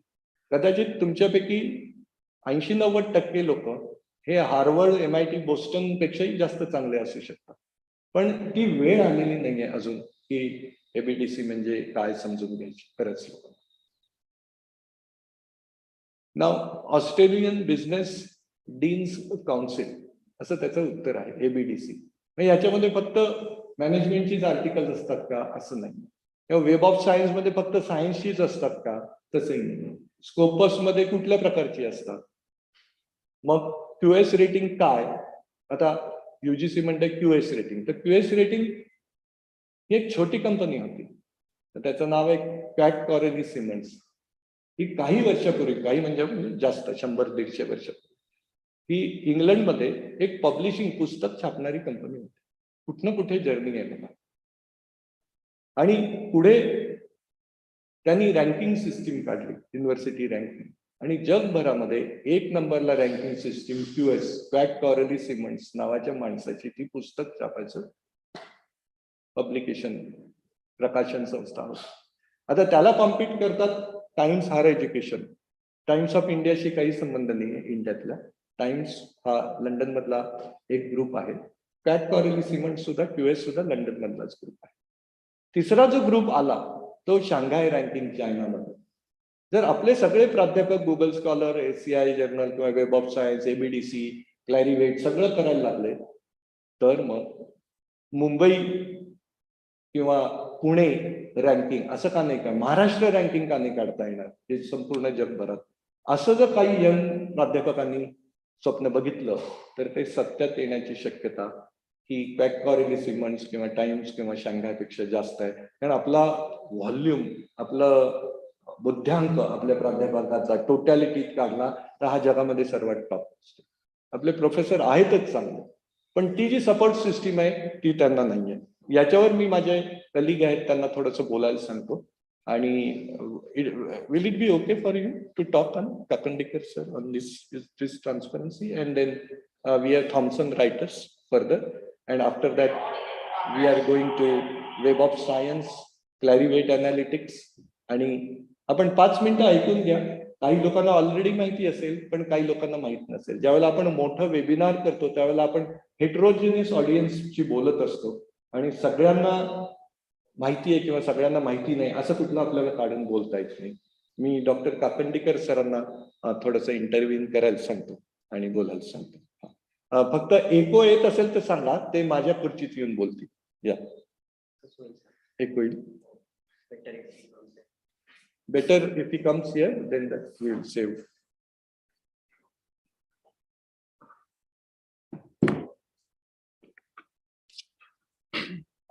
Thank you sir for this opportunity. आपण समजून घ्यायचा प्रयत्न करतो की आपण एखाद्या जर्नलमध्ये जेव्हा आर्टिकल लिहितो तेव्हा आपण ते चांगल्या जर्नलमध्ये लिहितोय किंवा नाहीये. याकरता जगातल्या काही एजन्सीज आहेत ज्यांनी काही डेटाबेसेस करून ठेवले आहेत. आपण आता साधारणतः एल्सेवियर आणि सायन्स डायरेक्ट हे 2 शब्द वापरतो, पण काय फरक आहे एल्सेवियर आणि सायन्स डायरेक्ट मध्ये? एल्सेवियर हा पब्लिशर आहे जो पुस्तकं आणि जर्नल्स पब्लिश करतो, आणि सायन्स डायरेक्ट हा डेटाबेस आहे. डेटाबेस काय करतं तर डेटाबेस जगातल्या चांगल्या जर्नल्सचं लिस्टिंग ठेवतं आणि त्यांच्या काही धोरणांप्रमाणे त्या जर्नल्सचं सेग्रिगेशन करतं आणि काही इंडायसेस देतं त्याला. जर आपण आपल्या गुगल स्कॉलर प्रोफाईलला गेलो तर आपल्याला एक H इंडेक्स आहे, आपल्याला एक I10 इंडेक्स आहे. त्याच्यावरनं आपले जे पेपर आहेत ते इतरांनी किती प्रमाणात वापरले. साधारणतः रिसर्चचा अर्थ काय, कोलॅबोरेशनचा अर्थ काय, जेव्हा तुम्ही लिहिता आणि तुम्ही तुमचा रिसर्च करताना इतर कोणीतरी आधी केलेल्या रिसर्चचा बेसिक फंडामेंटल म्हणून वापर करता आणि तुमच्या पेपरमध्ये त्यांचा रेफरन्स देता. तुम्ही त्यांना धन्यवाद देता, एक्नॉलेज देता की तुम्ही जे काही फाउंडेशन करून ठेवले ते वापरून मी नवीन काहीतरी करायचा प्रयत्न करतो.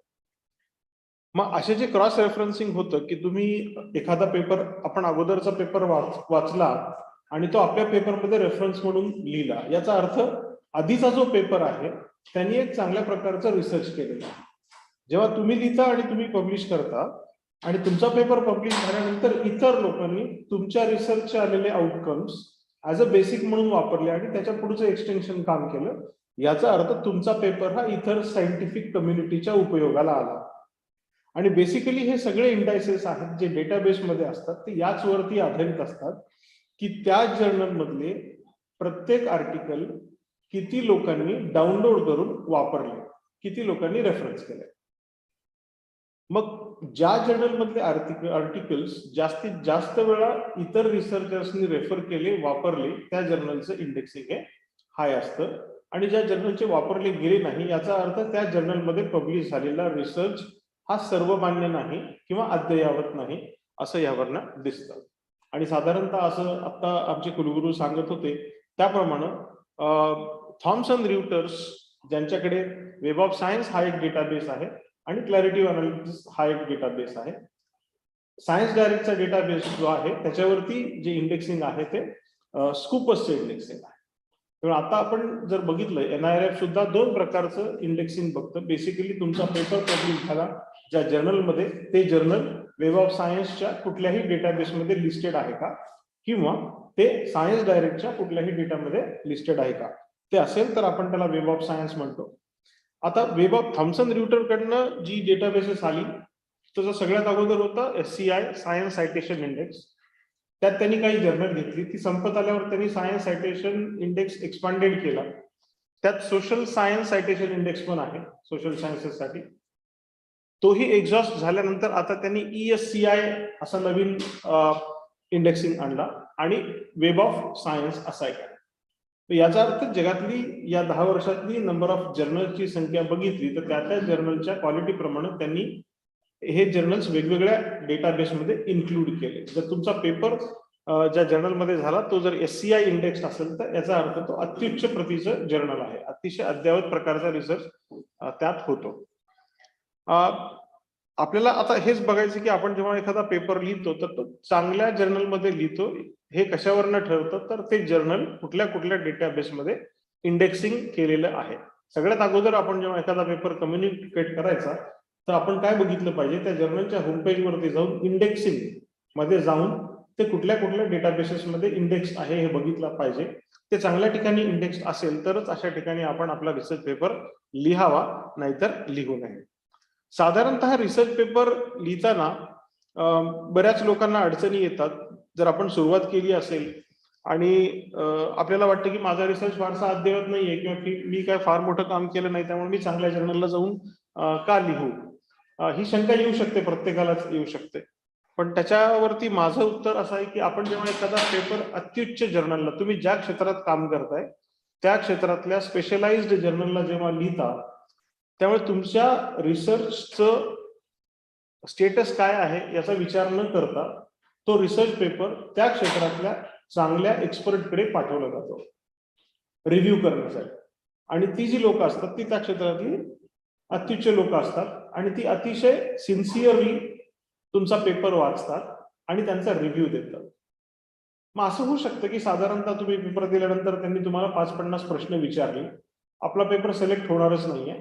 पण त्यांनी जी 5-50 प्रश्न विचारली याचा अर्थ त्या 5-50 प्रश्नाचं एकत्रीकरण करून जर आपण त्याचा अभ्यास केला तर ते आपल्याला इनडायरेक्टली एक डायरेक्शन देत असतात की तुमच्या पेपरमध्ये ह्या सगळ्या गोष्टी नव्हत्या म्हणून तो ऍक्सेप्ट करता आला नाही. याचा अर्थ असा होतो की तुम्ही जर ह्या सगळ्या गोष्टी केल्या आणि परत पेपर लिहिला तर तो नक्कीच चांगल्या ठिकाणी पब्लिश होऊ शकतो.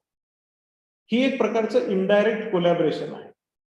मी एखाद्या विषयात काम करताना त्या विषयातल्या एक्सपर्टशी माझी ओळख नाहीये, कम्युनिकेशन नाहीये, पण मी जर असं जर्नल थ्रू गेलो तर तो चांगल्या एक्सपर्टकडेच जातो आणि तो सिन्सिअरली त्याचे कमेंट देतो आणि त्याच्या कमेंटमध्ये हे विचारलेलं असतं की तुम्ही हे का नाही केलं किंवा हे केलं तर हा बेस का पकडला, हेच इक्विपमेंट का वापरलं, इतक्याच लेवलपर्यंत तुम्ही अनालिसिसला का गेलात, या प्रश्नांची उत्तरं शोधली तर याचा अर्थ आपल्या पेपरमध्ये एक एक गोष्ट ऍड होत जाते आणि आपल्या पेपरची क्वालिटी जी आहे ती चांगली होत जाते. आता जर आपण क्लॅरिवेट अनालिसिस बघितला तर त्यात सायन्स आहे, सोशल सायन्स आहे, आर्ट्स आहे, ह्युमॅनिटीज आहेत. साधारणतः 256 डिसिप्लिनची वेगवेगळी जर्नल त्याच्यामध्ये आहे आणि मोठं कलेक्शन आहे. 79 मिलियनचं कोर कलेक्शन आहे, 171 मिलियनचा प्लॅटफॉर्म आहे.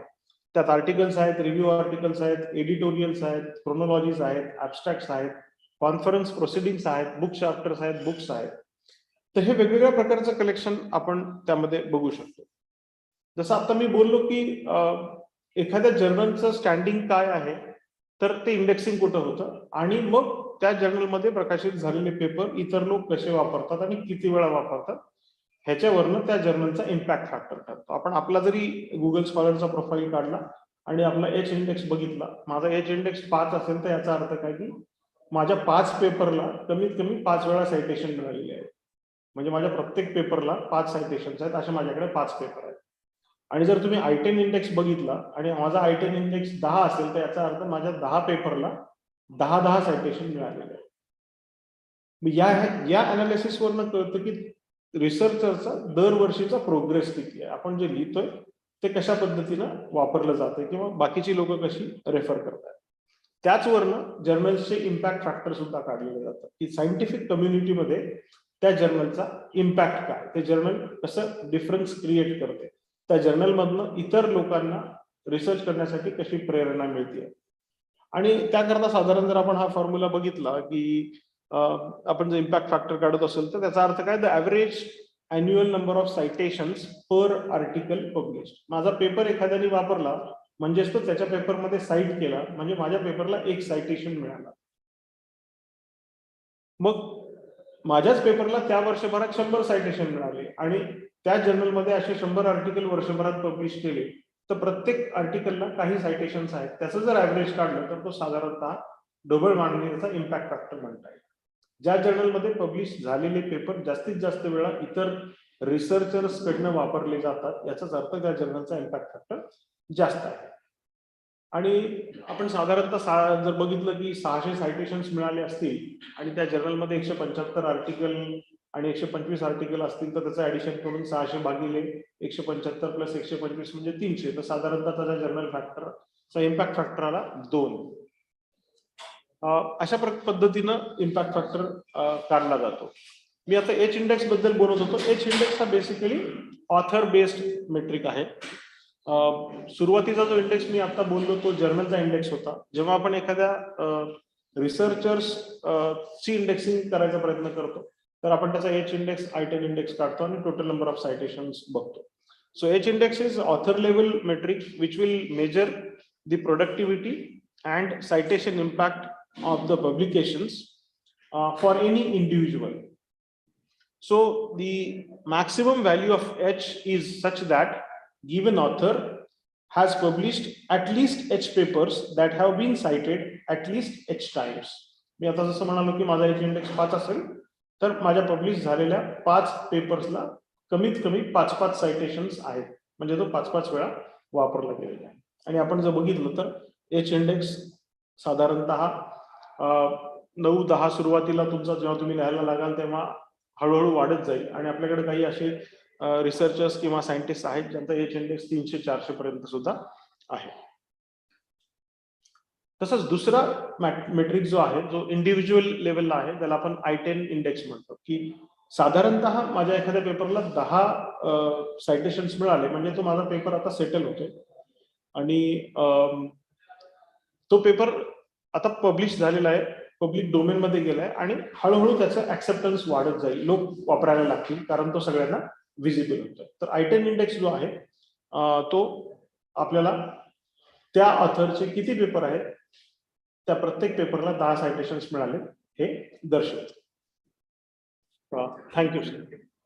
मी विनंती करतो डॉक्टर चिटणीस सरांना त्यांनी कंटिन्यू करावं.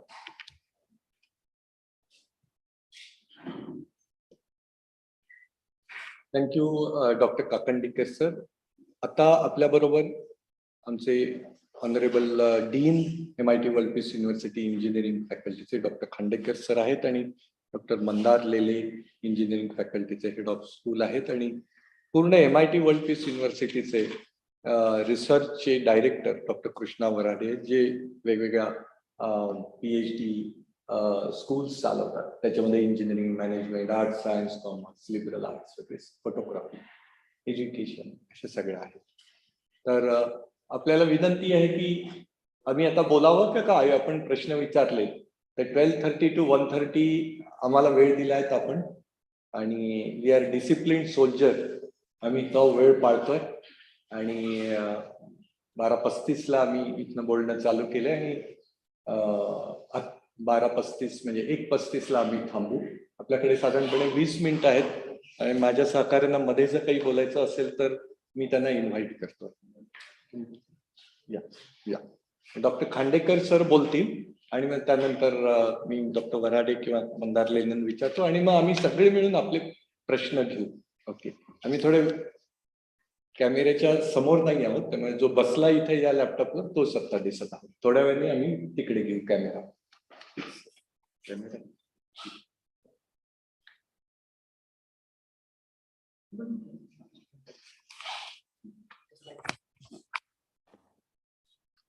नमस्कार.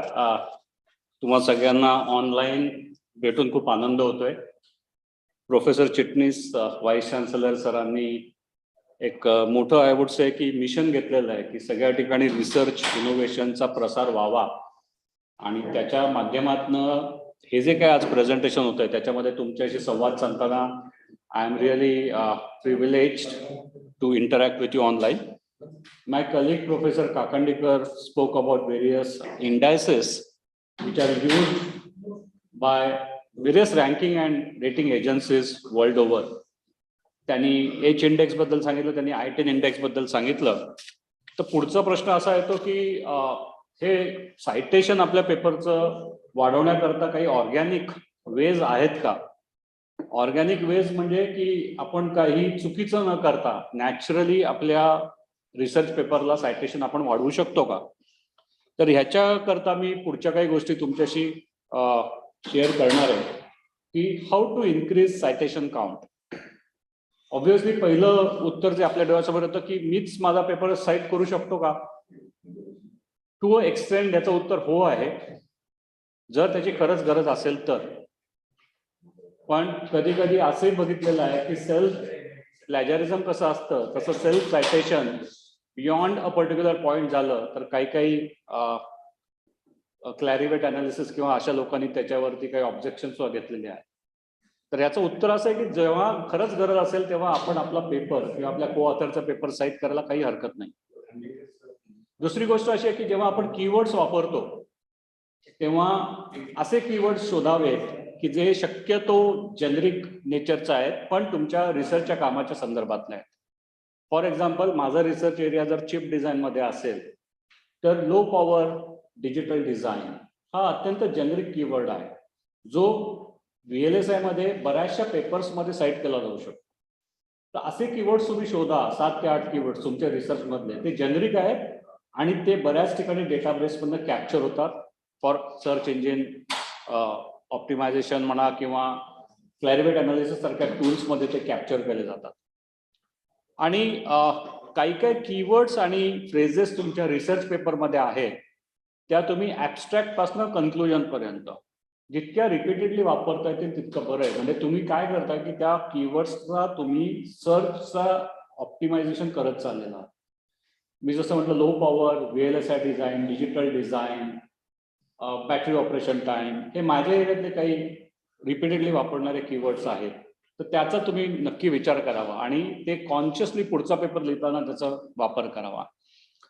तुमचं स्वतःचं नाव लिहिताना सुद्धा बरेच जण काय करतात की Prasad D Khandekar, PD Khandekar, Khandekar PD अशा वेगवेगळ्या प्रकारे आपल्या रिसर्च पेपरमध्ये लिहितात आणि त्याच्यामुळे काय होतं की तुमच्या एक आपल्याला गोष्ट कळली पाहिजे, सायटेशन वाढणं म्हणजे काय, there is a AI based tool deployed by all this analytical companies की ज्याच्यात ते ऑटोमॅटिकली ते नाव शोधत असतात. प्रसाद खांडेकर आणि मी काही पेपरमध्ये PD खांडेकर लिहिलं असेल किंवा कधीतरी खांडेकर PD लिहिलं असेल, it is very difficult for that tool to identify you as a individual, as one person.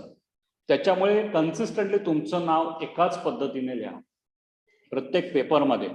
दुसरं असं आहे की तुमची जी ॲफिलिएशनची आहे, तुमचं ज्या कॉलेजमध्ये तुम्ही काम करताय त्या कॉलेजचं नाव सुद्धा तुम्ही लिहिताना कन्सिस्टन्सी ठेवा. आता मी MITत काम करतो तर मी MIT पुणे लिहायचं का Maharashtra institute of technology Pune लिहायचं का आता मी विद्यापीठ झालोय त्याचा शॉर्ट फॉर्म MIT WPU लिहायचा. तर आम्ही आमच्या संस्थेमध्ये व्हाईस चान्सलर सरांच्या परवानगीने एकच नाव सगळ्यांनी ॲफिलिएशन मध्ये टाकायचं असं ठरवलेलं आहे, doctor Vishwanath Karad MIT world university. म्हणजे जेव्हा NRF रँक होतो, नॅक अक्रेडिटेशन होतो आणि जेव्हा ते तुमचे पेपर शोधतात त्या विद्यापीठाच्या नावावरचे, तेव्हा ते फक्त एका नावाने शोधणार आहेत. त्याच्यामुळे तुमचा तो फायदा होऊ शकतो. दुसरी गोष्ट अशी की जिथे जिथे शक्य आहे तिथे तिथे तुम्ही तुमच्या पेपर मधला काही पार्ट किंवा काही रिझल्ट तुमच्या नेटवर्कमध्ये डिस्कस करा.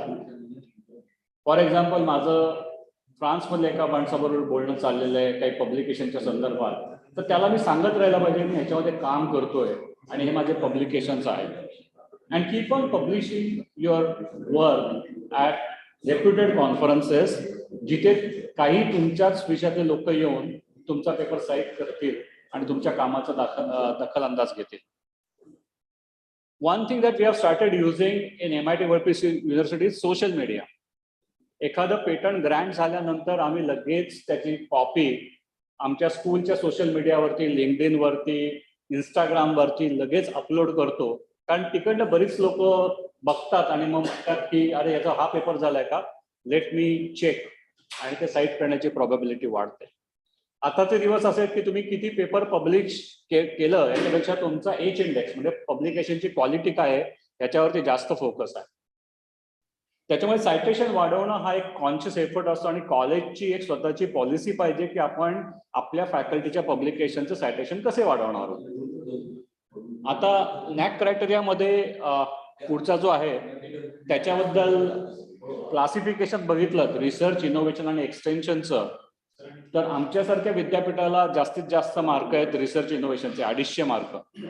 पण जर तुम्ही ॲफिलिएटेड ओके आय थिंक हे चिटणीस सरांनी कव्हर केलं त्याच्यामुळे मी हा पॉईंट परत बोलत नाही.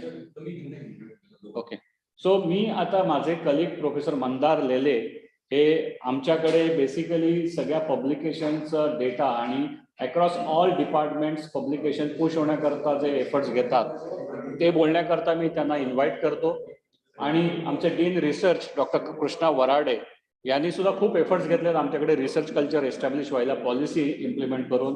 या दोघांना मी आता इन्व्हाइट करतो आणि तुम्हाला काही माझ्याकरता प्रश्न असतील तर मी शेवटपर्यंत थांबणार आहे आणि तुमचे प्रश्न घेईन.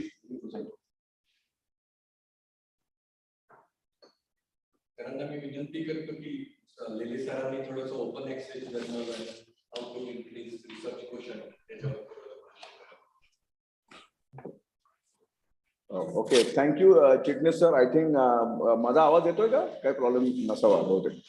तर मला वाटतं खूप जणांनी खूप पॉइंट्स कव्हर केलेले आहेत. यात एक बेसिक गोष्ट लक्षात ठेवली पाहिजे की आपल्याला रिसर्च तर करायचा आहे, पण रिसर्च वाढवायचा कसा हा एक फार मुद्दा असतो. कारण त्याच्याकरता रिसर्च विजिबिलिटी हा जो एक पॉइंट आहे, तर तेव्हा रिसर्च पब्लिश करताना सुद्धा त्याचा विचार करायला पाहिजे.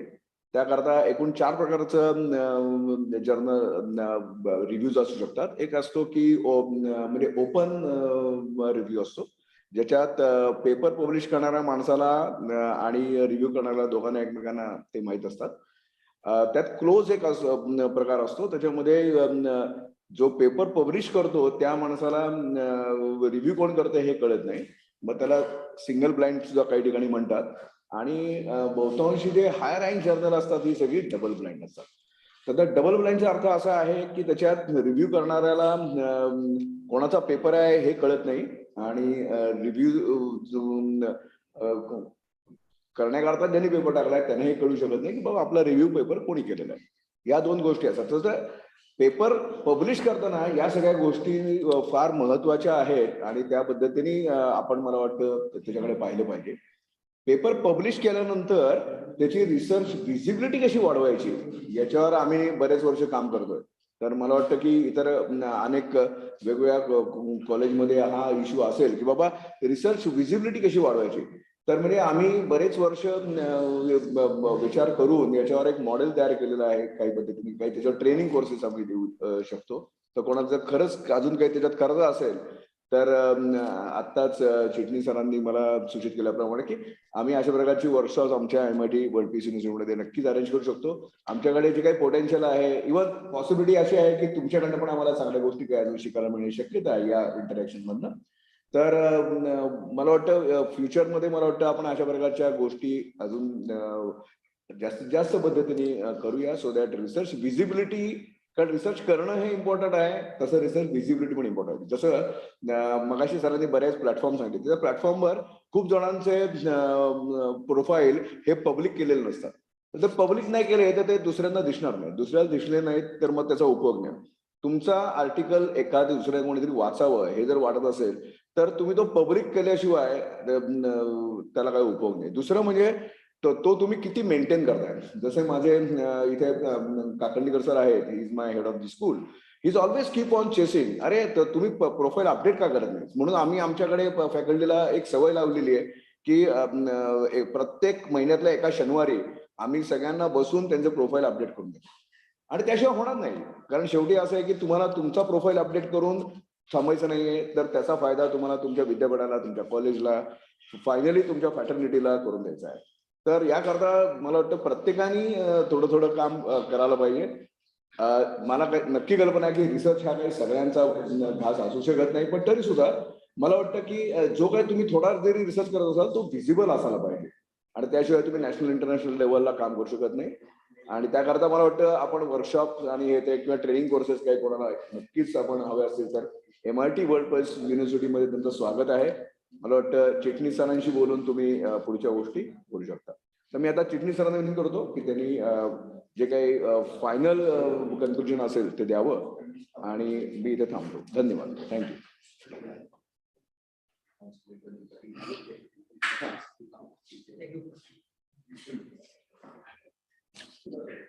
नमस्कार, मी doctor Krishna Varade, dean for research and development and head for PhD research centres. Maximum गोष्टी चिटणीस सरांनी आणि खांडेकर सर आणि लेले सरांनी कव्हर केल्या आहेत. मी बोलेल की सायटेशन्स कसे वाढवायचे याच्याबद्दल थोडंसं मी सांगू इच्छितो. सगळ्यात अगोदर सगळ्यांनी गुगल स्कॉलरवर आपलं प्रोफाईल उघडणं फार आवश्यक आहे. गुगल स्कॉलरवर आपलं प्रोफाईल उघडा. जनरली ते असतं. प्रोफाईल उघडल्यानंतर तुमचे जेवढे पेपर्स आहेत, काही पेपर्स गुगल ऑटोमॅटिक घेतं. ते जर चांगल्या इंडेक्सिंगमध्ये असेल तर ते पेपर्स ऑटोमॅटिक म्हणजे गुगल स्कॉलरमध्ये येतात. पण जर नसेल येत तर तुम्ही अपलोड करू शकता. ते अपलोड करायचं ऑप्शन आहे. गुगल स्कॉलरमध्ये तुम्ही गेला तर तुमचे पेपर तुम्ही अपलोड म्हणजे पेपर अपलोड करायचा नाही आहे. त्याच्यामध्ये टायटल, ऑथर्स नेम आणि बाकीच्या गोष्टी घालून PP आणि नंतर नंबर आणि जर्नलचं नाव तुम्ही टाकू शकता. हे सगळे तुमचे जेवढे 50 पेपर असतील, 25 पेपर असतील, सगळे गुगल स्कॉलरवर अपलोड करा. गुगल स्कॉलरवर अपलोड केल्यानंतर तुम्ही काही ठिकाणी अकाउंट ओपन करणं फार आवश्यक आहे. जसं researcher ID which is offered bye web of science. So researcher ID तुम्ही ओपन करा. त्याला पबलॉन ID पण म्हणतात. सो पबलॉन ID ओपन करा. स्कोपस ID ओपन करा. लिंक्डइनवर अकाउंट ओपन करा. रिसर्च गेटवर अकाउंट ओपन करा. विद्वान प्रोफाईल तुमच्याकडे असेल तर विद्वान प्रोफाईल ला पण तुम्ही अकाउंट ओपन करा. तसे 1-7 प्रोफाईल्स आहेत जे तुम्ही ओपन करणं आवश्यक आहे. म्हणजे researcher ID that is Publons, Scopus ID, LinkedIn profile, Vidwan profile which is offered by MHRD आणि तुमचा रिसर्च गेट आणि लिंक्डइन. तर इतके सगळीकडे तुम्ही अकाउंट ओपन करा आणि मग तुमच्याकडे गुगल स्कॉलरला तुम्ही फाईल इम्पोर्ट करू शकता. गुगल स्कॉलरला गेल्यानंतर तिथे इम्पोर्ट फाईल असं एक ऑप्शन आहे. ती फाईल जर तुम्ही इम्पोर्ट केली ती CLC फाईल एक इम्पोर्ट होते आणि ती फाईल इम्पोर्ट केल्यानंतर तुम्ही ती फाईल सेम फाईल अपलोड करू शकता. स्कोपस IDला, रिसर्चर IDला, विद्वान IDला.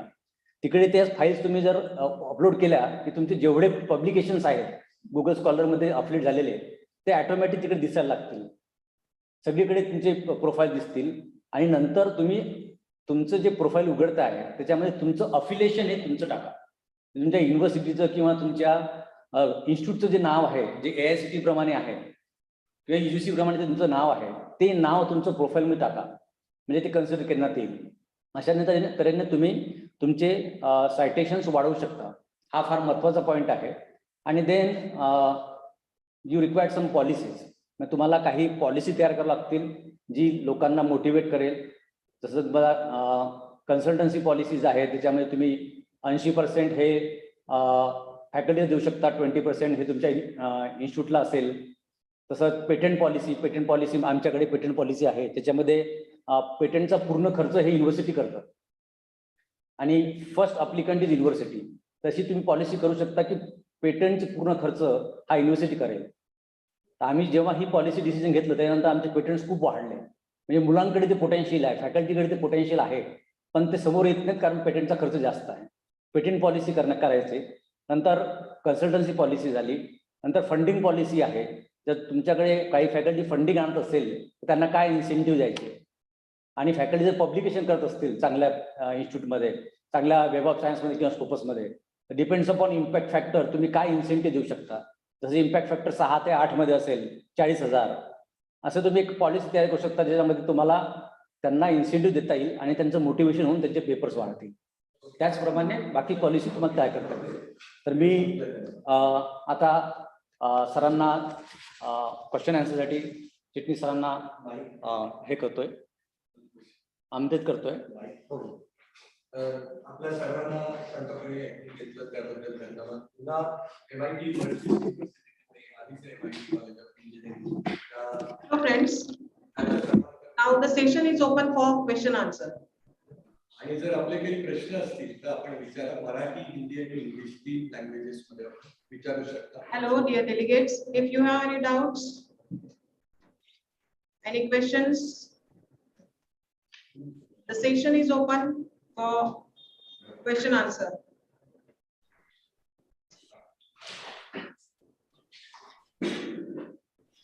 तुम्ही मराठी, हिंदी, इंग्लिश 3 भाषात विचारू शकता. आमच्याकडनं आम्ही अनाउन्समेंट करतो तुम्हाला कुठलीही हँड होल्डिंग, कुठली जॉईंट ऍक्टिव्हिटी रिसर्चची करायची असेल, एखादा रिसर्च वेबिनार असेल, इथे आपण येऊन काही रिसर्चवर मेथोडॉलॉजीवर काही वर्कशॉप करायचं असेल तर संपूर्ण महाराष्ट्रासाठी आम्ही ही मदत करत आहोत. Excuse me, Chitnis sir. Please go ahead, madam. Your sound is buffering. Yeah. Okay, I will come near this mic.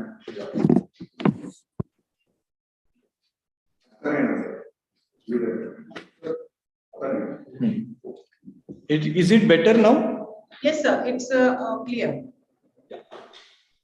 So, do you want any joint collaboration with MIT World Peace University or support to each other? We can do research methodology workshop on a regular basis. We have a good guest house, or you can stay in Pune elsewhere also, and online is always possible. But unless you come and meet each other, things don't go further.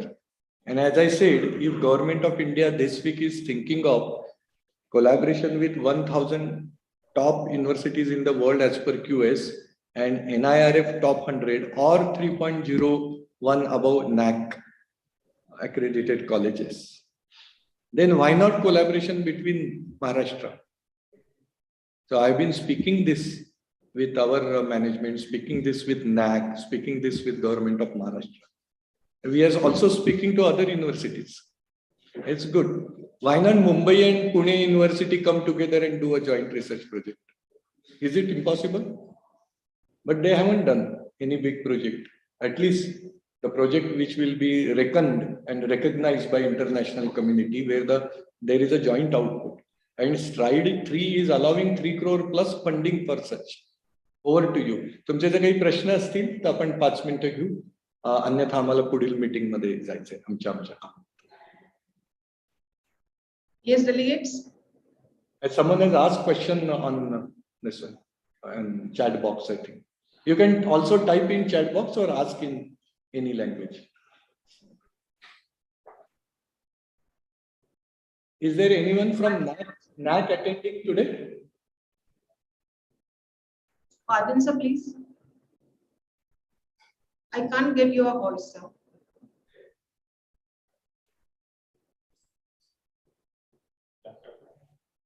Hello, Chitnis sir. Yes, please. आवाज येतोय madam? Oh, आता येतोय sir. Okay, now there are no questions from the participants, and it's clear that the session is already self-explanatory and very much informative. Thank you, sir. Thank you very much. On behalf of Internal Quality Assurance Cell of Kotecha College, we are very much thankful to you and your team. The session is very informative and full of valuable information. So you and along with Professor Khandekar and your team members, other team members, explore the all aspects of the research culture and the thorough information about the research publications. Thank you very much, sir. Thanks a lot. Thank you madam. तुमच्या कोटेच्या कॉलेजला आमच्यातर्फे सर्व शुभेच्छा आणि लवकर भेटण्याची एक संधी देव देईल अशी प्रार्थना. धन्यवाद. Over to you. We will conclude the session. Yes, sir. Thank you. Thank you very much. Thank you. Dear participants, now it's time to lunch break. We will take a lunch break of 1 hour and we will meet at 2:30.